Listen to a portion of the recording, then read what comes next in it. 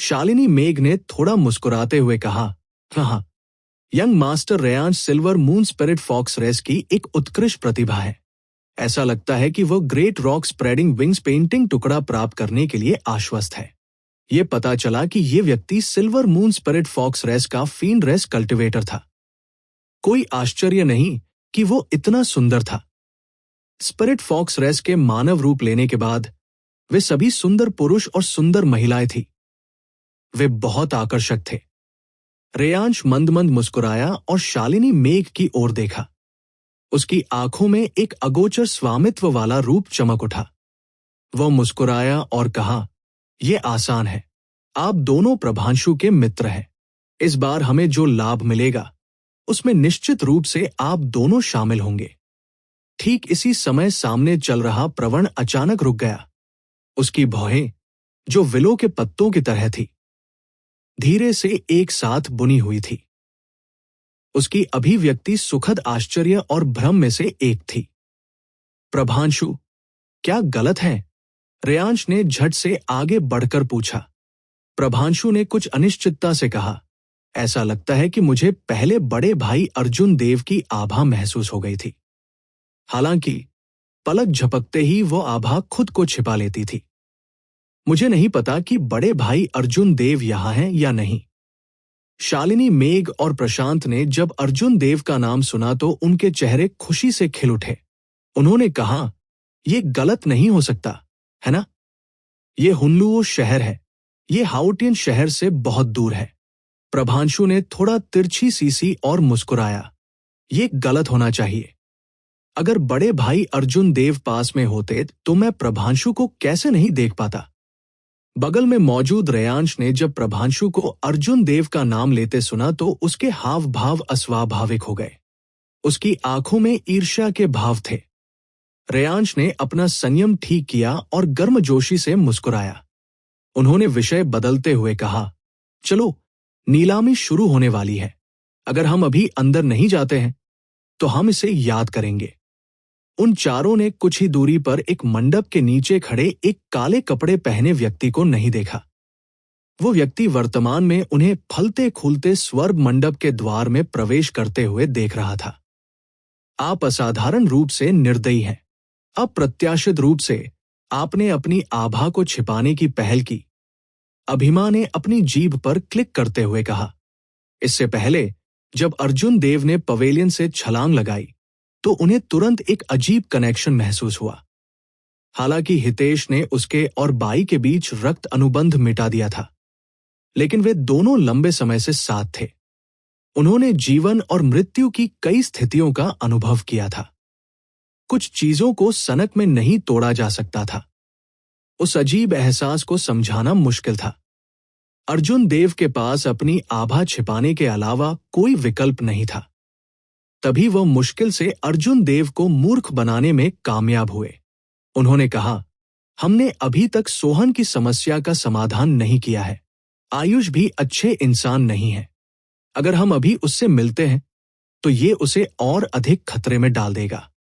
जब तक मुझे पता है कि वह सुरक्षित है तब तक ठीक रहेगा। भविष्य में हमें फिर से मिलने का मौका मिलेगा। थोड़ी देर बाद अर्जुन देव ने धीरे से कहा, वह silver moon spirit fox cultivator जिसे रेयांश कहा जाता है, वो बहुत मजबूत है, आयुष से कमजोर नहीं है।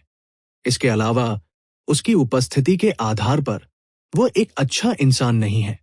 अभिमा की आंखें हमेशा तेज थी। रेयांश की आंखों में छिपा हुआ संदेश उसकी आंखों से नहीं बच पाया।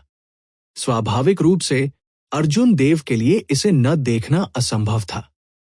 उन्होंने उदासीनता से कहा, मुझे आशा है कि वो कुछ भी बेवकूफी नहीं करेगा। अर्जुन देव आगे बढ़े और जल्द ही फलते फूलते स्वर्ग मंडप के हॉल में प्रवेश कर गए। पहली मंजिल का हॉल पिछली बार अर्जुन देव के 2 दिन पहले आने से बिल्कुल अलग था। जो बूथ मूल रूप से नीलामी के लिए वस्तुओं से भरे हुए थे, उन्हें हटा दिया गया था और सीटों की पंक्तियों के साथ बदल दिया गया था।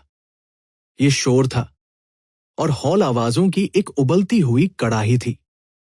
ये असाधारण रूप से हलचल भरा लग रहा था और सभी प्रकार की चर्चाओं को बिना अंत के सुना जा सकता था। अर्जुन देव ने अपने टिकट को देखा और जल्दी से उस स्थान को ढूंढ लिया जो उनका था। नीलामी मंच उसके सामने 500 मीटर की दूरी पर था। ये एक बहुत अच्छी सीट थी और खर्च करने के लिए कोई स्टार सिक्के नहीं थे। उन्होंने कहा, यह नीलामी वास्तव में असाधारण है। न केवल कई मार्शल ऋषि एकांत में खेती कर रहे हैं, बल्कि कई मार्शल ऋषि भी हैं। Eternal heavenly sword school, bone मकबरे हॉल, ब्लड शैडो संप्रदाय, मैनिफिसेंट फील्ड हॉल, हेवनली टाइगर संप्रदाय और सोरिंग सरपेंट मेंशन के शीर्ष सच्चे उत्तराधिकारी सभी यहां हैं। उन मार्शल ऋषियों में से अधिकांश थंडर किंग, वृक्षदेव की टूटी हुई तलवार के लिए यहां है। मुझे आश्चर्य है, इन बड़े संप्रदायों के शीर्ष सच्चे उत्तराधिकारी क्यों भाग रहे हैं? ये वास्तव में अजीब है। अतीत में नीलामी हुई है, लेकिन मैंने कभी नहीं सुना कि 6 बड़े संप्रदायों के शीर्ष सच्चे उत्तराधिकारियों ने भाग लिया है। कोई बात नहीं, इसका हमसे कोई लेना देना नहीं है। मैं सिर्फ यह देखना चाहता हूं कि क्या कोई ऐसा हथियार जीतने का मौका है जिसका मैं उपयोग कर सकता हूं। जैसे ही अर्जुन देव बैठे, आसपास की कुछ चर्चाएं उनके कानों में प्रवेश कर गई। अप्रत्याशित रूप से 6 बड़े संप्रदायों के शीर्ष सच्चे उत्तराधिकारी सभी दौड़ पड़े। अर्जुन देव हल्के से आश्चर्यचकित महसूस किए बिना नहीं रह सके। अर्जुन देव ने हॉल में अपनी आध्यात्मिक भावना का विस्तार किया। जल्द ही उसने कई मजबूत आभा उठाई जो सोहन की तुलना में कमजोर नहीं थी। इसके अलावा वे सभी युवा थे। यदि अर्जुन देव ने सही अनुमान लगाया है, तो उन्हें 6 बड़े संप्रदायों के शीर्ष सच्चे उत्तराधिकारी होने चाहिए। दूसरी मंजिल पर वीआईपी कमरों में कई मजबूत आभा थी। उनके चारों ओर स्वर्गीय ऋषि कानून एक उंगली के रूप में मोटे थे, सैकड़ों में संख्या। ये आभा उस चीज से बहुत दूर थी जिसकी तुलना एक अर्धऋषि कर सकती थी। यहां कई मार्शल ऋषि भी थे। अर्जुन देव ने अपनी आध्यात्मिक भावना को वापस ले लिया और गहन विचार में प्रवेश किया। किसी कारण से उसे लगा कि एक तूफान चल रहा है। यह नीलामी किसी ऐसी चीज की प्रस्तावना थी जो होने वाली थी। 6 बड़े संप्रदायों के सच्चे उत्तराधिकारी और छिपे हुए मजबूत अर्धऋषि सभी एक ही उद्देश्य के लिए यहां हो सकते हैं। मुझे आश्चर्य है कि क्या आयुष का मुझे बुलाने का इस मामले से कोई लेना देना है। अचानक शोरगुल वाला हॉल शांत हो गया। अर्जुन देव ने ऊपर देखा और देखा कि एक सफेद बालों वाला बूढ़ा आदमी शानदार सोने के कपड़े पहने हुए नीलामी मंच से धीरे धीरे चल रहा था। हर कोई हुन्लुओ सिटी के फलते फूलते स्वर्ग मंडप की वार्षिक नीलामी में आपका स्वागत है। मैं ओल्ड सुमित हूं, इस नीलामी का मेजबान।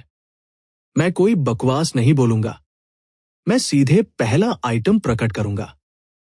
बूढ़ा सुमित बहुत सक्षम लग रहा था। एक साधारण उद्घाटन भाषण के बाद उन्होंने सीधे नीलामी मंच पर काला कपड़ा उठा लिया।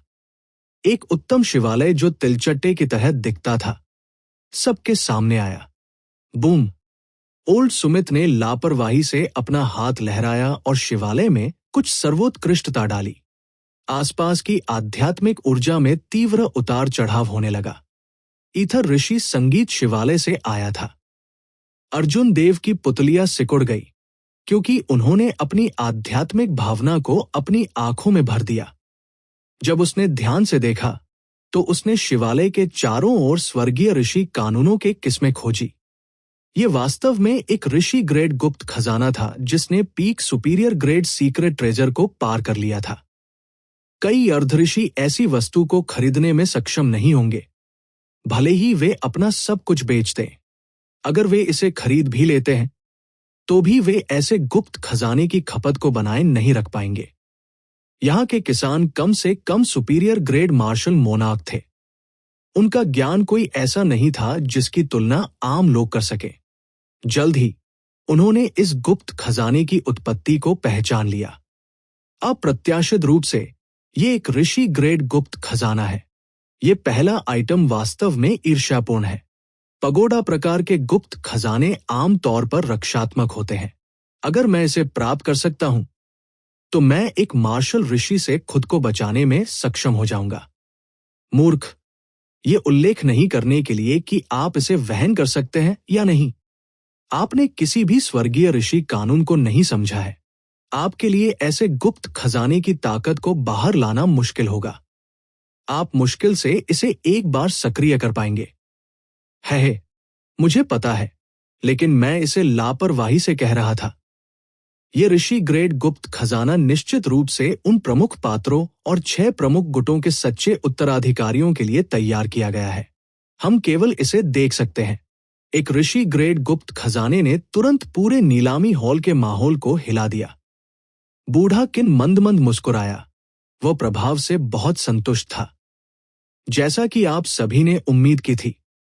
ये एक रक्षात्मक कवर ग्रेड ऋषि ग्रेड गुप्त खजाना है। इसमें 32 स्वर्गीय ऋषि कानून शामिल है और ये एक महत्वपूर्ण क्षण में किसी के जीवन की रक्षा कर सकता है। शुरुआती बोली 50,000 सूक्ष्म सिक्के हैं। ओल्ड सुमित ने शांत स्वर में बोलते हुए अपनी दाढ़ी को सहलाया। 50,000 सूक्ष्म सिक्कों का आदान प्रदान कम से कम 50 million superior grade spirit stones के लिए किया जा सकता है। ये एक बड़ी राशि थी और ऋषि ग्रेड गुप्त खजाने के लिए शुरुआती बोली के रूप में उपयुक्त थी। 2 लाख। ओल्ड सुमित के बोलने के ठीक बाद किसी ने तुरंत बोली लगाई। इसके अलावा बोली को एक बार में 2 लाख सूक्ष्म सिक्कों तक बढ़ा दिया गया था। अर्जुन देव ने ऊपर देखा। जिसने बोली लगाई वह एक जहरीले सांप की तरह भयावह आंखों वाला एक युवक था। वो पहले से ही आधा ऋषि था। इस व्यक्ति के चारों ओर 11 सुई जैसे काले स्वर्गीय ऋषि कानून थे। उसकी ताकत दुष्ट आदमी सोहन की तुलना में थोड़ी ही कमजोर थी। अर्जुन देव ने अपनी निगाहें हटा ली और इस व्यक्ति को एक मानसिक नोट बना दिया। हुनलुओ प्रांत बहुत बड़ा नहीं था, लेकिन यहां कई राक्षसी प्रतिभाएं इकट्ठी थी। इस व्यक्ति के लिए इतनी कम उम्र में अर्धऋषि तक पहुंचने और यहां तक कि स्वर्गीय ऋषि कानूनों को समझने के लिए वह देवलोक डोमेन के साथ दिग्गजों से बहुत कमजोर नहीं था। दुर्भाग्य से जब अर्जुन देव ने बिरांशु से लड़ाई की तो वह केवल एक मिडिल ग्रेड मार्शल मोनार्क थे और उन्हें स्वर्गीय ऋषि कानूनों की स्पष्ट समझ नहीं थी। यदि अर्जुन देव ने उस समय उन्हें महसूस किया होता और अपनी आध्यात्मिक भावना को अपनी आंखों पर केंद्रित किया होता तो वह देख पाते कि बिरांशु ने कितने स्वर्गीय ऋषि कानूनों को समझा था। अगर अर्जुन देव ने इस व्यक्ति की ताकत की तुलना बिरांशु से की होती तो वह ताकत में अंतर देख पाता। किसी ने इस व्यक्ति को पहचान लिया और कहा, यह उड़ते हुए सर्प हवेली का शीर्ष सच्चा उत्तराधिकारी है, जागेश्वर। वह वास्तव में अमीर है। सीधे एस्ट्रल सिक्कों की बोली को 4 गुना बढ़ा रहा है। जागेश्वर के होंठ ठंडी मुस्कान में सिकुड़ गए। यह स्पष्ट था कि वह उस ऋषि ग्रेड शिवालय को प्राप्त करने के लिए दृढ़ था।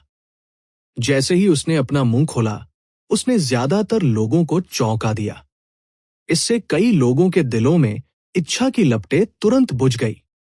2 लाख सूक्ष्म सिक्के। साधारण अर्धऋषि के पास केवल इतना धन होगा। अर्जुन देव को ऋषि श्रेणी के पैगोडा में बहुत रुचि थी। दुर्भाग्य से उन्होंने अभी तक स्वर्गीय ऋषि कानूनों को नहीं समझा था और इसे परिष्कृत नहीं कर सकते थे। इसे खरीदना इसके लायक नहीं था। हॉल में सन्नाटा छा गया। अभी के लिए किसी ने भी दूसरी बोली नहीं लगाई। ओल्ड सुमित की आंखों में निराशा दिखाई दी। एक अवर ग्रेड ऋषि ग्रेड गुप्त खजाना 1 लाख सूक्ष्म सिक्कों के लिए बेच सकता है। 2 लाख सूक्ष्म सिक्के वास्तव में एक बड़ा लाभ था। हालांकि ये एक नीलामी थी। अगर कोई बोली लगाता है तो कीमत में वृद्धि जारी रह सकती है। 2,30,000। हालांकि यह स्पष्ट था कि ओल्ड सुमित की चिंताएं निराधार थी। किसी ने तुरंत 30,000 सूक्ष्म सिक्कों की बोली बढ़ा दी। जिसने बोली लगाई वह मैग्निफिसेंट फील्ड हॉल के यंग हॉल मास्टर नरेश थे। 250,000, 2,70,000, 3 लाख। जल्द ही 6 गुटों के शीर्ष सच्चे उत्तराधिकारियों ने अपनी बोलियां बोली। प्रतिस्पर्धा तीव्र थी और कीमत बढ़ती रही। शुरुआती 50,000 सूक्ष्म सिक्कों से कीमत 6 गुना बढ़कर 3 लाख सूक्ष्म सिक्के हो गई। ये पहले से ही एक भयावह संख्या थी। हालांकि अर्जुन देव को इस बात से आश्चर्य हुआ कि दूसरी मंजिल पर वीआईपी कमरों में मार्शल ऋषि में से किसी ने भी बोली नहीं लगाई। ऐसा लगता है कि उन्हें इस ऋषि ग्रेड गुप्त खजाने की परवाह नहीं थी। अभिमा ने समझाया, रक्षात्मक गुप्त खजाने बहुत मूल्यवान हैं। हालांकि इस शिवालय में बहुत कम स्वर्गीय दांव कानून है, 50 भी नहीं। उन मार्शल संतों के लिए ये पर्याप्त नहीं है। इसका कोई मूल्य नहीं है और इस पर बहुत अधिक पैसा खर्च करने लायक नहीं है। अर्जुन देव अब समझ गए। ये पता चला कि इसके पीछे ऐसा तर्क था। दूसरी तरफ पीछे बैठे रेयांश ने कहा, प्रभांशु, क्या तुम्हें यह ऋषि ग्रेड पैगोडा चाहिए? यदि आप ऐसा करते हैं तो मैं इसे खरीदने में आपकी मदद कर सकता हूं। प्रभांशु कुछ विचलित था। वो विनम्रता से मुस्कुराया और कहा, कोई जरूरत नहीं है, ये बहुत महंगा है।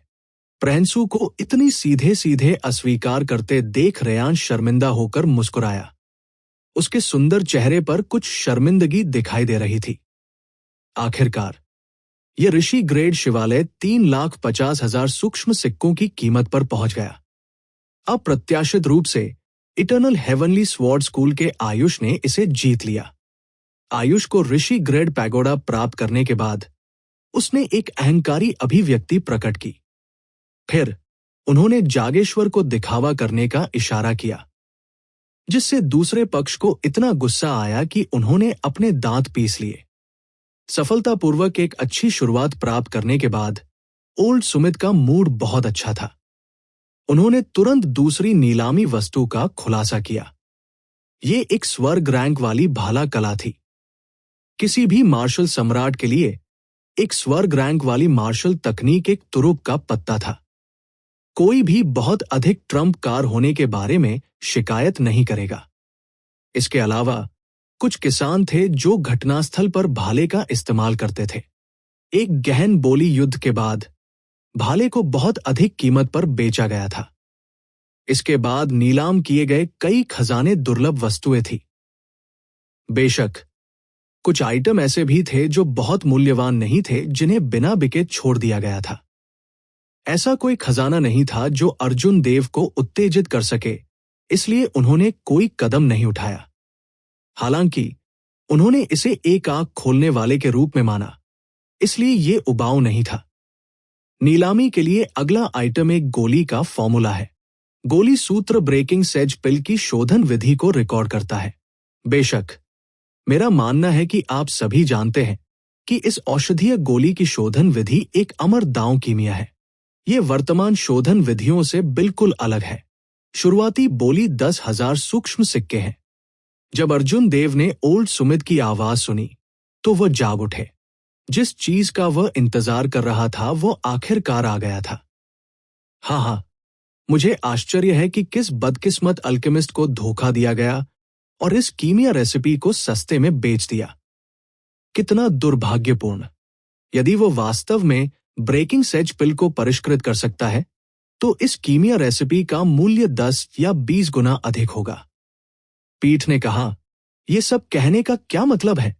महान मास्टर शर्मा की मृत्यु के बाद कुनलुन क्षेत्र में कोई भी अमर दांव कीमिया नहीं सीख सका। जाहिर है उपस्थित लोग ब्रेकिंग सेज पिल के लिए कीमिया रेसिपी से परिचित थे। उन्होंने धीमी आवाज में इस पर चर्चा की, लेकिन किसी ने बोली नहीं लगाई। ओल्ड सुमित ने बहुत पहले ही इसकी उम्मीद कर दी थी। इस कीमिया रेसिपी के बिना बिके रहने की संभावना बहुत अधिक थी। हालांकि ये एक सच्चा खजाना नहीं था। ऐसा ही होगा। 11,000। जैसी ओल्ड सुमित ने अगली वस्तु तैयार की, अर्जुन देव ने अपनी बोली को 1,000 सूक्ष्म सिक्कों से बढ़ा दिया। क्या मूर्ख है! एक अन्य व्यक्ति सोचता है कि वह महान मास्टर शर्मा का पुनर्जन्म है, जो ब्रेकिंग सेज पिल को परिष्कृत करने में सक्षम है। हाँ, हर साल मूर्ख होते हैं, उनकी कभी कमी नहीं होती। किसी को ये चीज खरीदते हुए देखकर जो निश्चित रूप से नुकसान था, कई लोगों ने तुरंत उसका मजाक उड़ाया। केवल ओल्ड सुमित, जो नीलामी मंच पर था, खुशी से मुस्कुराया। ऐसा लग रहा था मानो उसे डर था कि अर्जुन देव अपनी बात से मुकर जाएंगे। उसने हथौड़ा उठाया और उसे तोड़ने ही वाला था। 20,000 सूक्ष्म सिक्के। बस इसी समय कुछ अजीब हुआ। अचानक एक आवाज सुनाई दी। अप्रत्याशित रूप से किसी ने बोली लगाई। इसके अलावा इस व्यक्ति ने एक बार में 20,000 सूक्ष्म सिक्कों की बोली बढ़ा दी। ये कौन है? हर कोई मदद नहीं कर सका, लेकिन उत्सुकता से देख रहा था। उन्हें पता चला कि ये काले वस्त्र और मुखौटा पहने एक रहस्यमय कृषक था। कोई भी उसकी उत्पत्ति का अनुमान नहीं लगा सकता था। दूसरी ओर लबादा के नीचे अर्जुन देव के हाव भाव बेहद शांत थे। उसने कहा, 30,000, 40,000। अर्जुन देव द्वारा बोली को 30,000 तक बढ़ाने के ठीक बाद काले वस्त्र पहने नकाबपोश व्यक्ति ने तुरंत इसे 40,000 तक बढ़ा दिया। बूढ़ा किन, जो हथौड़ा तोड़ने ही वाला था, घटनाओं के इस अचानक मोड़ से दंग रह गया। वो समझ नहीं पा रहा था कि क्या हो रहा है। ये एक कीमिया नुस्खा था जो स्पष्ट रूप से एक घोटाला था। कोई इसके लिए बोली क्यों लगाएगा? इसके अलावा इस व्यक्ति ने बोली को 40,000 सूक्ष्म सिक्कों तक भी बढ़ा दिया।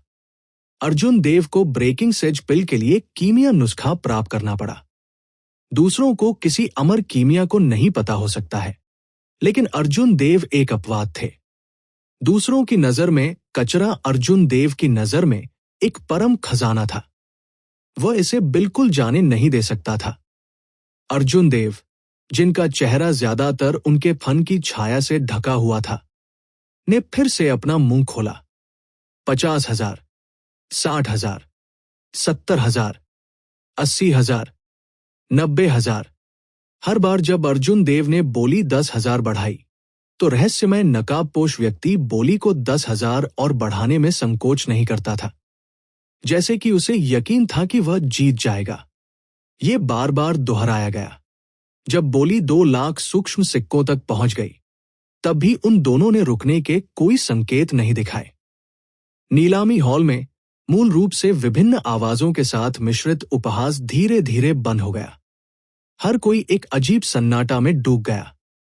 बहुत से लोगों ने अपना मुंह खुला रखा था। उन्होंने जो देखा उससे पूरी तरह से स्तब्ध रह गए। 4 लाख, 4 लाख। दोनों की बोली के तहत ब्रेकिंग सेज पिल की कीमत तब तक बढ़ गई जब तक कि ये उस स्तर तक नहीं पहुंच गई जो सभी को अविश्वसनीय लगी। एक महत्वहीन ब्रेकिंग सेज पिल की कीमिया रेसिपी की कीमत एक ऋषि ग्रेड गुप्त खजाने से कहीं अधिक थी। इसने तर्क को खारिज कर दिया। उन्होंने कितनी भी मेहनत क्यों न कर ली, लेकिन उन्हें समझ नहीं आ रहा था कि क्या हो रहा है। हॉल में सभी की निगाहें 2 रहस्यमय बोली लगाने वालों पर केंद्रित थी। यहां तक कि दूसरी मंजिल पर कई मार्शल ऋषि, जो माउंट ताई की तरह शांत थे, ने भी संदिग्ध निगाहें डाली। अर्जुन देव ने अपना सिर थोड़ा ऊपर उठाया और ऊपर देखा। जब वो फलते खूलते स्वर्ग मंडप की सबसे ऊपरी मंजिल पर रेलिंग पर पहुंचा तो वह रुक गया। रेलिंग के पीछे हेमंत मंद मंद मुस्कुराया और अर्जुन देव के साथ शरारती ढंग से निगाहों का आदान प्रदान किया। ये कल्पना करना कठिन था कि यह लड़की, जो आमतौर पर एक महान हवा का उत्सर्जन करती थी, ऐसी हंसमुख अभिव्यक्ति कर सकती थी। अर्जुन देव ने अपनी निगाहें हटा ली और अपनी बोली को रोकते हुए कड़वाहट से मुस्कुराया। अभिमा ने अपनी जीभ पर क्लिक किया और कहा, यह शांत अभिनय करने के लिए है। अब आप एक महिला को अपमानित करने के परिणामों को जानते हैं, है ना? चूंकि अर्जुन देव ने बोली लगाना बंद कर दिया था, इसलिए स्वाभाविक रूप से कोई तीसरा व्यक्ति नहीं होगा। ठीक उसी तरह ब्रेकिंग सेज पिल, जिसकी किसी को परवाह नहीं थी, उसे ऋषि ग्रेड सीक्रेट ट्रेजर से भी अधिक कीमत पर बेचा गया था। 4,10,000 सूक्ष्म सिक्के। इतनी ऊंची कीमत ने सभी को चौंका दिया। जैसे ही उन्होंने रहस्यमय नकाबपोश व्यक्ति को देखा, उन सभी ने ये अनुमान लगाने की कोशिश की कि ये व्यक्ति कौन सा देवता था। वह एक बेकार कीमिया नुस्खा पर इतना पैसा क्यों खर्च करेगा? यदि आप अभी भी ब्रेकिंग सेज पिल चाहते हैं, तो नीलामी समाप्त होने के बाद आएं और मेरी तलाश करें। अर्जुन देव के मन में एक मधुर स्वर प्रवेश कर गया। जब उसने ऊपर देखा, तो उसने देखा कि हेमंत उसे पलक झपकाता है। वो मंद मंद मुस्कुराई और पीछे हट गई। अर्जुन देव असमंजस में डूब गया। यह महिला क्या करने की कोशिश कर रही है? दूसरी तरफ बाई ने अर्जुन देव की ओर देखा, जिन्होंने एक काला लबादा पहना था और खुद को कसकर लपेट लिया था। उसकी आंखों में सुखद आश्चर्य की अभिव्यक्ति चमक उठी। इसमें कोई गलती नहीं थी। हालांकि उस व्यक्ति की आवाज बदल दी गई थी, फिर भी बाई बता सकती थी कि ये अर्जुन देव की आवाज थी। हालांकि भले ही बाई के विचार पहले की तरह शुद्ध थे, फिर भी वो अब पहले की तरह अज्ञानी नहीं थी। बड़े भाई अर्जुन देव निश्चित रूप से बिना किसी कारण के मुझसे बचेंगे। कोई कारण होना चाहिए। जब रेयांश ने बाई के चेहरे पर मुस्कान और उसके चेहरे पर एक उत्साहित भाव देखा, तो उसने उसकी निगाहों का पीछा किया और उत्सुकता से पूछा, बाई, क्या आप किसी परिचित से मिली? बाई ने अपनी निगाहें हटा ली और उसकी आंखें अर्धचंद्राकार चंद्रमाओं में बदल गई। वो मुस्कुराई और बोली, नहीं, मुझे लगता है कि ये अजीब है कि उस व्यक्ति ने ब्रेकिंग सेज पिल खरीदने के लिए इतना पैसा खर्च किया। रेयांश समझ में मुस्कुराया। ब्रेकिंग सेज पिल पहली जगह में एक घोटाला है। हालांकि हमेशा ऐसे लोग होंगे जो इस पर विश्वास करते हैं। इसकी परवाह करने की कोई जरूरत नहीं है। ओल्डकिन, जो मंच पर थे, ने जंगली खुशी की अभिव्यक्ति प्रकट की। उसने जल्दी से गेवेल को हथौड़ा मारा। यह वास्तव में एक सुखद आश्चर्य था, वास्तव में चौंकाने वाला। नीलामी जारी रही। अगला आइटम एक रक्षात्मक चोटी सुपीरियर ग्रेड सीक्रेट ट्रेजर था, जो एक आंतरिक बनियान था। किसी कारण से 6 महान गुटों के शीर्ष सच्चे उत्तराधिकारियों ने एक रक्षात्मक शिखर गुप्त खजाने के लिए तीव्रता से लड़ाई लड़ी। 6 लोगों ने बारी बारी से बोली लगाई। 70 से 80 हजार सूक्ष्म सिक्कों के लिए एक चोटी सुपीरियर ग्रेड गुप्त खजाने को 2 लाख से अधिक सूक्ष्म सिक्कों में धकेल दिया। अंत में ब्लड शैडो संप्रदाय के टेंग पेंग ने इसे प्राप्त किया। यदि कोई और अधिक शिखर सुपीरियर ग्रेड रक्षात्मक गुप्त खजाने नहीं थे, तो चरमोत्कर्ष की लहरें होंगी। हर तरह की बोलियां भीड़ के दिलों को हिला देंगी। इससे आम काश्तकारों को वास्तव में समझ में आया कि अमीर और दबंग होने का क्या मतलब है। मूल रूप से अर्जुन देव एक छोटी सुपीरियर ग्रेड सीक्रेट ट्रेजर के लिए अपने भीतर की बनियान का आदान प्रदान करना चाहते थे। हालांकि जब उन्होंने स्थिति देखी, तो उनके पास हार मानने के अलावा कोई विकल्प नहीं था। अर्जुन देव ने अपने सूक्ष्म सिक्के आसानी से अर्जित नहीं किए। वह चूसने वाला नहीं बनना चाहता था। हालांकि अगला आइटम एक गुप्त मैनुअल था जिसने अर्जुन देव का ध्यान आकर्षित किया। ये एक छोटी स्वर्ग रैंक मार्शल तकनीक थी, जिसे असंख्य स्वर्ग दिव्य मुट्ठी के रूप में जाना जाता था। कुनलुन क्षेत्र में स्वर्ग रैंक वाली मार्शल तकनीक दुर्लभ नहीं थी। हालांकि खगोलीय कीमतों के साथ चरम मार्शल तकनीक इतनी आम नहीं थी। कई रैंक 9 संप्रदायों में उनमें से केवल कुछ ही थे। इसके अलावा एक को प्राप्त करने के लिए एक महान योगदान करने की आवश्यकता थी। अन्यथा सच्चे उत्तराधिकारियों को भी इसका अभ्यास करने का मौका नहीं मिलता। जैसे ही ये मुट्ठी तकनीक दिखाई दी, इसने जल्दी से कई लोगों का ध्यान आकर्षित किया। यहां तक कि दूसरी मंजिल पर मार्शल संतों ने भी अपनी निगाहें डाली। हालांकि ओल्डकिन के अगले शब्दों ने सभी की रुचि को कम कर दिया। ये एक देवता रेस मार्शल तकनीक है। जैसा कि सभी जानते हैं, प्रतिभा के अलावा डीटी रेस मार्शल तकनीकों में मानसिक ऊर्जा और महत्वपूर्ण क्यूई के लिए कुछ आवश्यकताएं। अन्यथा उन्हें सबसे मजबूत स्तर तक अभ्यास करना बहुत मुश्किल होगा। देवता जाति का जन्म दैवीय शक्ति के साथ हुआ था। उनके भौतिक शरीर मनुष्यों की तुलना में बहुत मजबूत थे। इसके अलावा उन्होंने मुख्य रूप से मानसिक ऊर्जा की खेती की। इसलिए उनकी मार्शल तकनीकों का फोकस इंसानों से अलग था। हालांकि उन दोनों ने मार्शल दांवों की खेती की, लेकिन उनमें से प्रत्येक की अपनी विशिष्टताएं थी। मानव मार्शल तकनीक राज्य और रूप पर केंद्रित थी, जबकि देवता रेस मार्शल तकनीक आध्यात्मिकता पर केंद्रित थी। वे थोड़ी अलग दिशा में विकसित हुए। हालांकि यह कहना मुश्किल था कि कौन सा मजबूत था और कौन कमजोर। यह अभी भी व्यक्ति पर निर्भर था। शुरुआती कीमत 50,000 सूक्ष्म सिक्के हैं। बोली लगाना शुरू करें। ओल्ड किन ने अपना परिचय समाप्त करने के बाद उसने कुछ प्रत्याशा के साथ नीचे देखा। कोई बात नहीं, ये एक शिखर स्वर्ग रैंक मार्शल तकनीक थी। निश्चित रूप से इसके लिए एक बाजार होगा। वाइटल क्यूई अभी भी ठीक है, हालांकि मानसिक ऊर्जा के लिए देवता रेस मार्शल तकनीक की बहुत अधिक आवश्यकताएं। यदि आप वास्तव में इसका अभ्यास करते हैं तो आप केवल एक नियमित हेवन रैंक मार्शल तकनीक की ताकत को बाहर लाने में सक्षम होंगे। हालांकि ये कीमत अभी भी उचित है। आपने अत्यधिक कीमत नहीं मांगी। यदि ये 1,00,000 सूक्ष्म सिक्कों से अधिक नहीं है तो मैं इस पर विचार कर सकता हूं। हालांकि ये एक देवता जाति स्वर्ग रैंक वाली मार्शल तकनीक थी, फिर भी कई लोग बहुत रुचि रखते थे। कुछ बोलियों के बाद ये असंख्य स्वर्ग दिव्य मुट्ठी 80,000 सूक्ष्म सिक्कों तक पहुंच गई। 1,50,000 सूक्ष्म सिक्के। दूसरी मंजिल पर वीआईपी कमरों में से एक से उजाड़ हत्या के इरादे से भरी आवाज आई। एक पल में कई उत्साहित काश्तकारों को मार दिया गया। ऐसा लग रहा था कि उस आवाज में एक मजबूत निवारक बल है। जैसे ही यह दिखाई दिया, किसी ने भी आवाज करने की हिम्मत नहीं की। ऐसा लग रहा था कि इस आवाज का मालिक यहां के कई काश्तकारों से परिचित था। बोली लगाने की क्षमता रखने वाले कई किसान चुप रहे। वे उस व्यक्ति के साथ प्रतिस्पर्धा नहीं करना चाहते थे, या यूं कहें कि उन्होंने हिम्मत नहीं की। 10 बुराइयों में से तीसरी रैंक। प्रवीण वास्तव में इस देवता रेस मार्शल तकनीक को चाहता है। ये वाकई अजीब है।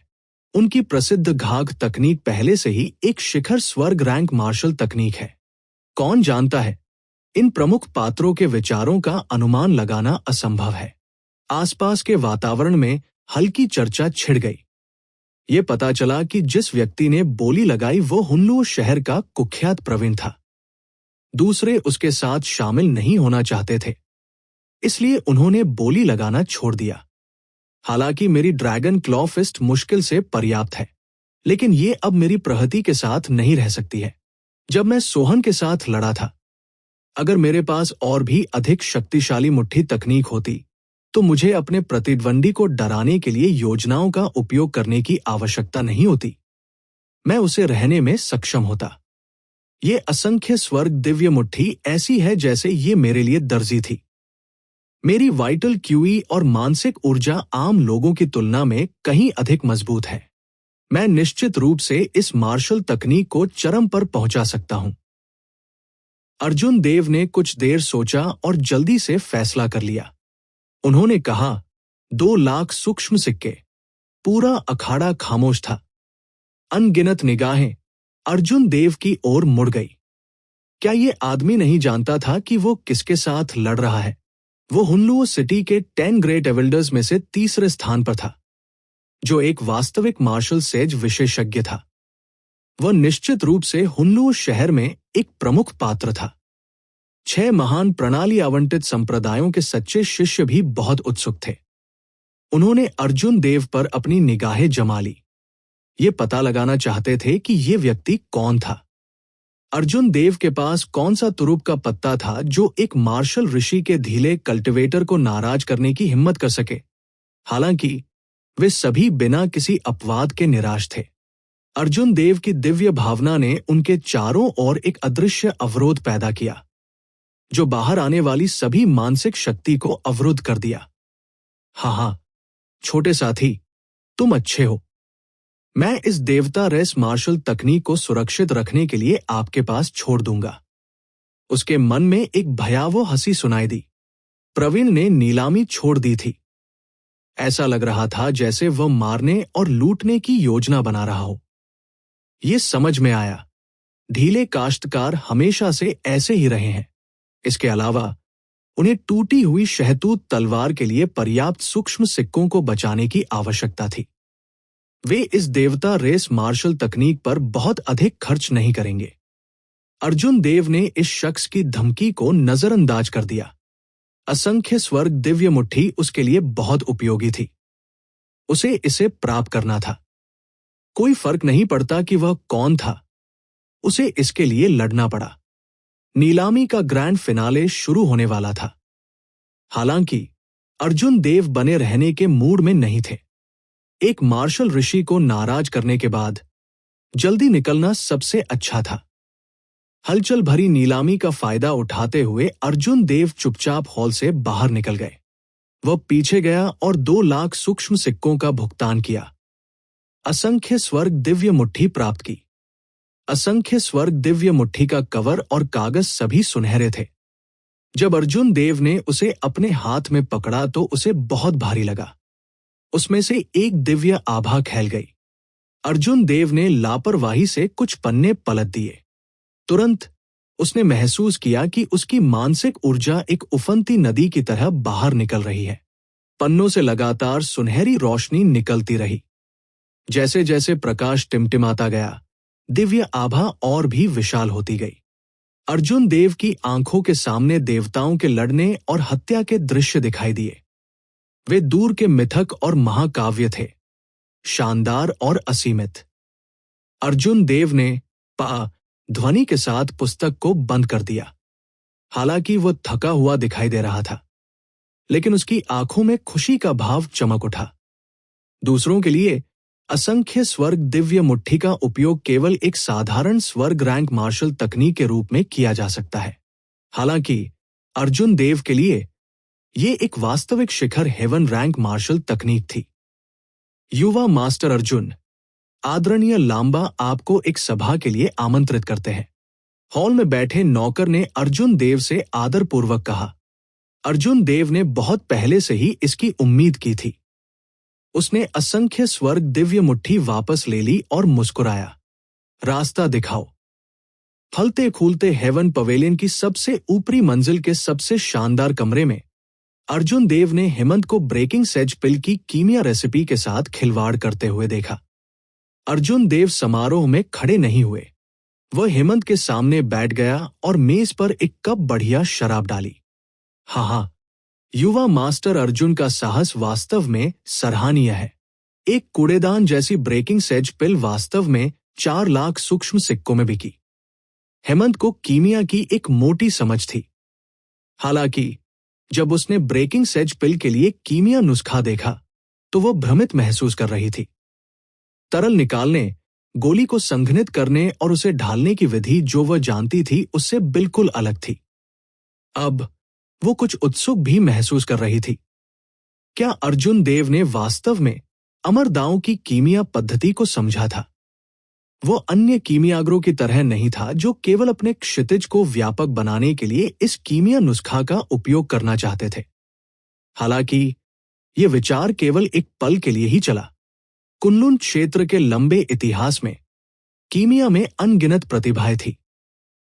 हालांकि ग्रैंड मास्टर शर्मा के अलावा किसी और ने अमरदाओं की कीमिया पद्धति को नहीं समझा था। हेमंत को विश्वास नहीं था कि उससे पहले वाला व्यक्ति इसे समझ सकता है। यह बहुत चौंकाने वाला होगा। कारण चाहे जो भी हो, हेमंत को केवल यह जानने की जरूरत थी कि अर्जुन देव इस कीमिया रेसिपी के बारे में बहुत परवाह करते हैं। अर्जुन देव ने अपना शराब का कप नीचे रखा और कुछ देर तक दूसरी पार्टी को घूरते रहे।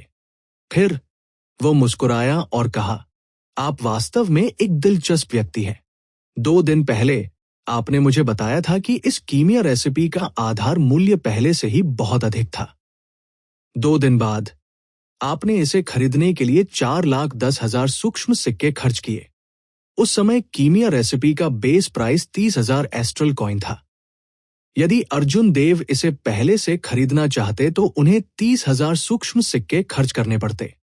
जब अर्जुन देव ने सुना कि आधार मूल्य पहले से ही बहुत अधिक है तो उन्होंने आधार मूल्य को छोड़ने का फैसला किया। उन्होंने नीलामी तक इंतजार करने की योजना बनाई। उस समय वह 20,000 सूक्ष्म सिक्कों को बचाने में सक्षम होगा। स्वाभाविक रूप से अर्जुन देव 2 दिन प्रतीक्षा करके 20,000 सूक्ष्म सिक्कों को बचाने के लिए खुश थे। हालांकि उसे उम्मीद नहीं थी कि ये लड़की उस पर चाल खेलेगी। हेमंत के होंठ सिकुड़ गए। अर्जुन देव के छेड़खानी की परवाह नहीं कर रहे थे।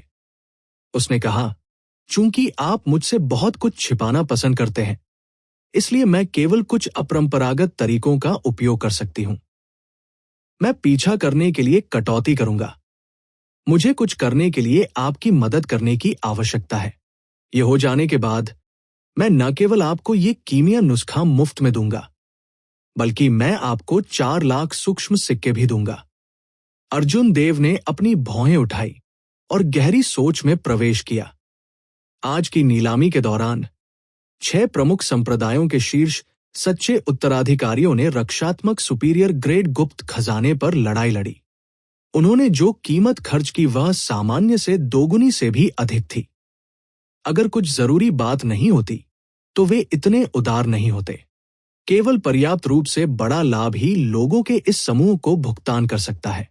कई लाख सूक्ष्म सिक्के किसी के लिए कोई छोटी राशि नहीं थी। अगर मैंने सही अनुमान लगाया तो आप चाहते हैं कि मैं आपकी मदद करूं। अब से 10 दिन बाद, है ना? जब हेमंत ने यह सुना तो उसके चिकने जेड जैसे चेहरे पर सदमा लग गया। उसने कहा, आप हुनलुओ शहर में नए हैं और आपकी कोई पृष्ठभूमि नहीं है। आपको कैसे मालूम? दरअसल इसने उनके कुछ अनुमानों की पुष्टि की। अर्जुन देव ने मुस्कुराते हुए कहा, मैं कुछ नहीं जानता।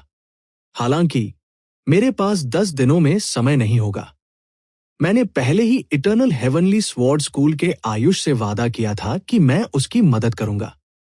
हेमंत को उम्मीद नहीं थी कि अर्जुन देव इस तरह का जवाब देंगे। वो थोड़ा डूब गई। वो खड़ी हो गई और कमरे के चारों ओर टहलने लगी, खुद से कुछ बुदबुदाती रही। जल्द ही उसने एक मुस्कान प्रकट की और कहा, मुझे मिल गया। मैं अब से 10 दिन बाद आपके साथ आऊंगा। उन्होंने कहा, आयुष बेहद घमंडी है। उनकी नजर में केवल 3 पवित्र गुरु ही उनसे तुलनीय है। आपने उसके अनंत स्वर्गीय तलवार स्कूल के लोगों को मार डाला और वह आपसे मदद मांग रहा है। उसके पास निश्चित रूप से दुर्भावनापूर्ण इरादे हैं। हेमंत की रत्न जैसी आंखें कुछ कट्टर रोशनी से टिमटिमा रही थी। जितना अधिक वह बोलती थी, उतनी ही आसानी से उसने जारी रखा, वो निश्चित रूप से उसके लिए मार्ग प्रशस्त करने के लिए आपका उपयोग कर रहा है। उस समय वो आपको हिला देगा और बिना किसी को जाने आपको मार डालेगा। आप और मैं एक साथ काम करेंगे। मेरी मदद से हम उस पर पासा पलट सकते हैं, जिससे हमारा बहुत प्रयास बच सकता है। हेमंत ने एक सांस में बोलना समाप्त कर दिया। उसका चेहरा उत्साह से भर गया क्योंकि उसने अर्जुन देव को लालसा से देखा। अर्जुन देव अवाक रह गया। इस समय हेमंत में अब बड़पन की कोई हवा नहीं थी। वह बल्कि कट्टर लग रही थी। उसे अपनी स्थिति की बिल्कुल भी परवाह नहीं थी। ये कैसा है? तुम क्या सोचते हो? हेमंत की आंखें जुनून से जल उठीं क्योंकि उन्होंने अर्जुन देव से निर्णय लेने का आग्रह किया। अर्जुन देव शर्मिंदगी से मुस्कुराए और बोले, मिस लांबा, आप खुद को भूल गई। ऐसा लग रहा था कि अर्जुन देव हेमंत के बाहरी रूप से मूर्ख बन गए थे। ये लड़की कुलीन जन्म की होनी चाहिए। उसकी वो हवा कुछ ऐसी नहीं थी जिसे नकली बनाया जा सके। हालांकि जब किसी के खिलाफ साजिश रचने की बात आती है तो वो आत्मविश्वास और आत्मविश्वास से बोलती थी। उसे इस बात का एहसास नहीं था कि जो कोई भी उसके साथ काम करने की हिम्मत करेगा, उसे पलक झपकते ही धोखा दिया जाएगा। हेमंत ने अपनी बुद्धि ठीक कर ली। उसके सुंदर चेहरे पर कुछ शर्मिंदा भाव थे। उसे खांसी हुई और उसकी हवा सामान्य हो गई। उसके खून में महान हवा धीरे धीरे फैल गई। हालांकि जब अर्जुन देव ने उनका असली रूप देखा तो उन्हें ये केवल मजाकिया लगा। कुछ देर सोचने के बाद उसने कहा, मैं तुमसे वादा करता हूं, 10 दिन में आप मेरे साथ आयुष से मिलने आएंगे। हालांकि आप मुझे अब बारीकियां बता सकते हैं, है ना? हेमंत ने मंद मंद मुस्कुराते हुए कहा, मुझे लगता है कि आयुष को 10 दिन बाद बताने देना बेहतर होगा। मैं अगले कुछ दिनों के लिए आपके रहने के लिए जगह की व्यवस्था करूंगा। यह आपकी सुरक्षा की गारंटी देगा। चूंकि अर्जुन देव को हेमंत से कोई जवाब नहीं मिल सका, इसलिए उन्होंने और कुछ नहीं कहा। कुछ देर बातें करने के बाद वह चला गया। एक भव्य कमरे में अंतरिक्ष में फीकी लहरें दिखाई दी। फिर एक बूढ़ी औरत उदास भाव से बाहर चली गई। बुढ़िया की ताकत अथाह थी। उसने कर्कश स्वर में पूछा, मिस, मुख्य कबीले के लोगों का उपयोग क्यों नहीं करते? ये बहुत खतरनाक है। हेमंत मंद मंद मुस्कुराए और धीरे से जवाब दिया, ऐसा नहीं है। स्टार ग्रेव पैलेस की मुख्य कब्र के लिए एक भौतिक शरीर कल्टिवेटर की आवश्यकता होती है। अर्जुन देव सबसे उपयुक्त उम्मीदवार है। जब इस बार कब्र खुलेगी तो न केवल स्वर्गीय रॉक रेस के वंशज आएंगे, बल्कि 6 महान संप्रदायों के सच्चे उत्तराधिकारी और पास के कुछ फील्ड रेस प्रतिभाओं को भी खबर मिलेगी। उस समय एक भयंकर युद्ध अपरिहार्य होगा। अगर लांबा कबीले की पहचान उजागर हो जाती है तो वे निश्चित रूप से हमें घेर लेंगे और हमला करेंगे। आयुष की टीम में छिपना और इस अहंकारी को भाले की तरह इस्तेमाल करना बेहतर है। नीलामी खत्म होने के बाद अर्जुन देव को एक अच्छी खबर मिली। थंडर किंग की टूटी हुई शहतूत तलवार जीतने वाला दुष्ट व्यक्ति प्रवीण था, जिसने असंख्य स्वर्ग दिव्य मुट्ठी के लिए अर्जुन देव के साथ प्रतिस्पर्धा की थी। अफवाह यह थी कि प्रवीण को टूटी हुई तलवार मिलने के बाद उसने फलते फूलते स्वर्ग मंडप के क्षेत्र को छोड़ दिया और तुरंत अन्य मार्शल ऋषियों द्वारा उस पर हमला कर दिया गया। प्रवीण अर्जुन देव से निपटने के लिए बहुत व्यस्त था। हालांकि थंडरवुड स्वॉर्ड की टूटी हुई तलवार के लिए अर्जुन देव जरूर आएंगे। प्रवीण के साथ उनका रंजिश यही खत्म नहीं होगा। मुझे आशा है कि आप इस आपदा से बच सकते हैं और इसे कुछ समय के लिए सुरक्षित रखने में मेरी मदद कर सकते हैं। अर्जुन देव ने धीरे से मुस्कुराते हुए प्रवीण को अपना आशीर्वाद दिया। फिर उन्होंने असंख्य स्वर्ग दिव्य मुट्ठी को गंभीरता से पढ़ना शुरू कर दिया। एक अज्ञात तूफान आया। हर जगह नायक अपने हथियारों को तेज कर रहे थे, चाहे वो किसी भी लिए हो। अर्जुन देव पहले से ही शामिल थे। यदि वह अपनी रक्षा करना चाहता था और लाभ प्राप्त करना चाहता था, तो उसे अपनी ताकत में और सुधार करने की आवश्यकता थी। थोड़े समय में अपनी ताकत बढ़ाने का एकमात्र तरीका उसके हाथ में असंख्य स्वर्ग दिव्य मुट्ठी थी। इस बार जब अर्जुन देव ने सुनहरे पन्नों को पलट दिया, तो उन्होंने अपनी मानसिक ऊर्जा को एक बहती नदी की तरह बहने दिया, इसे रोकने के बिना।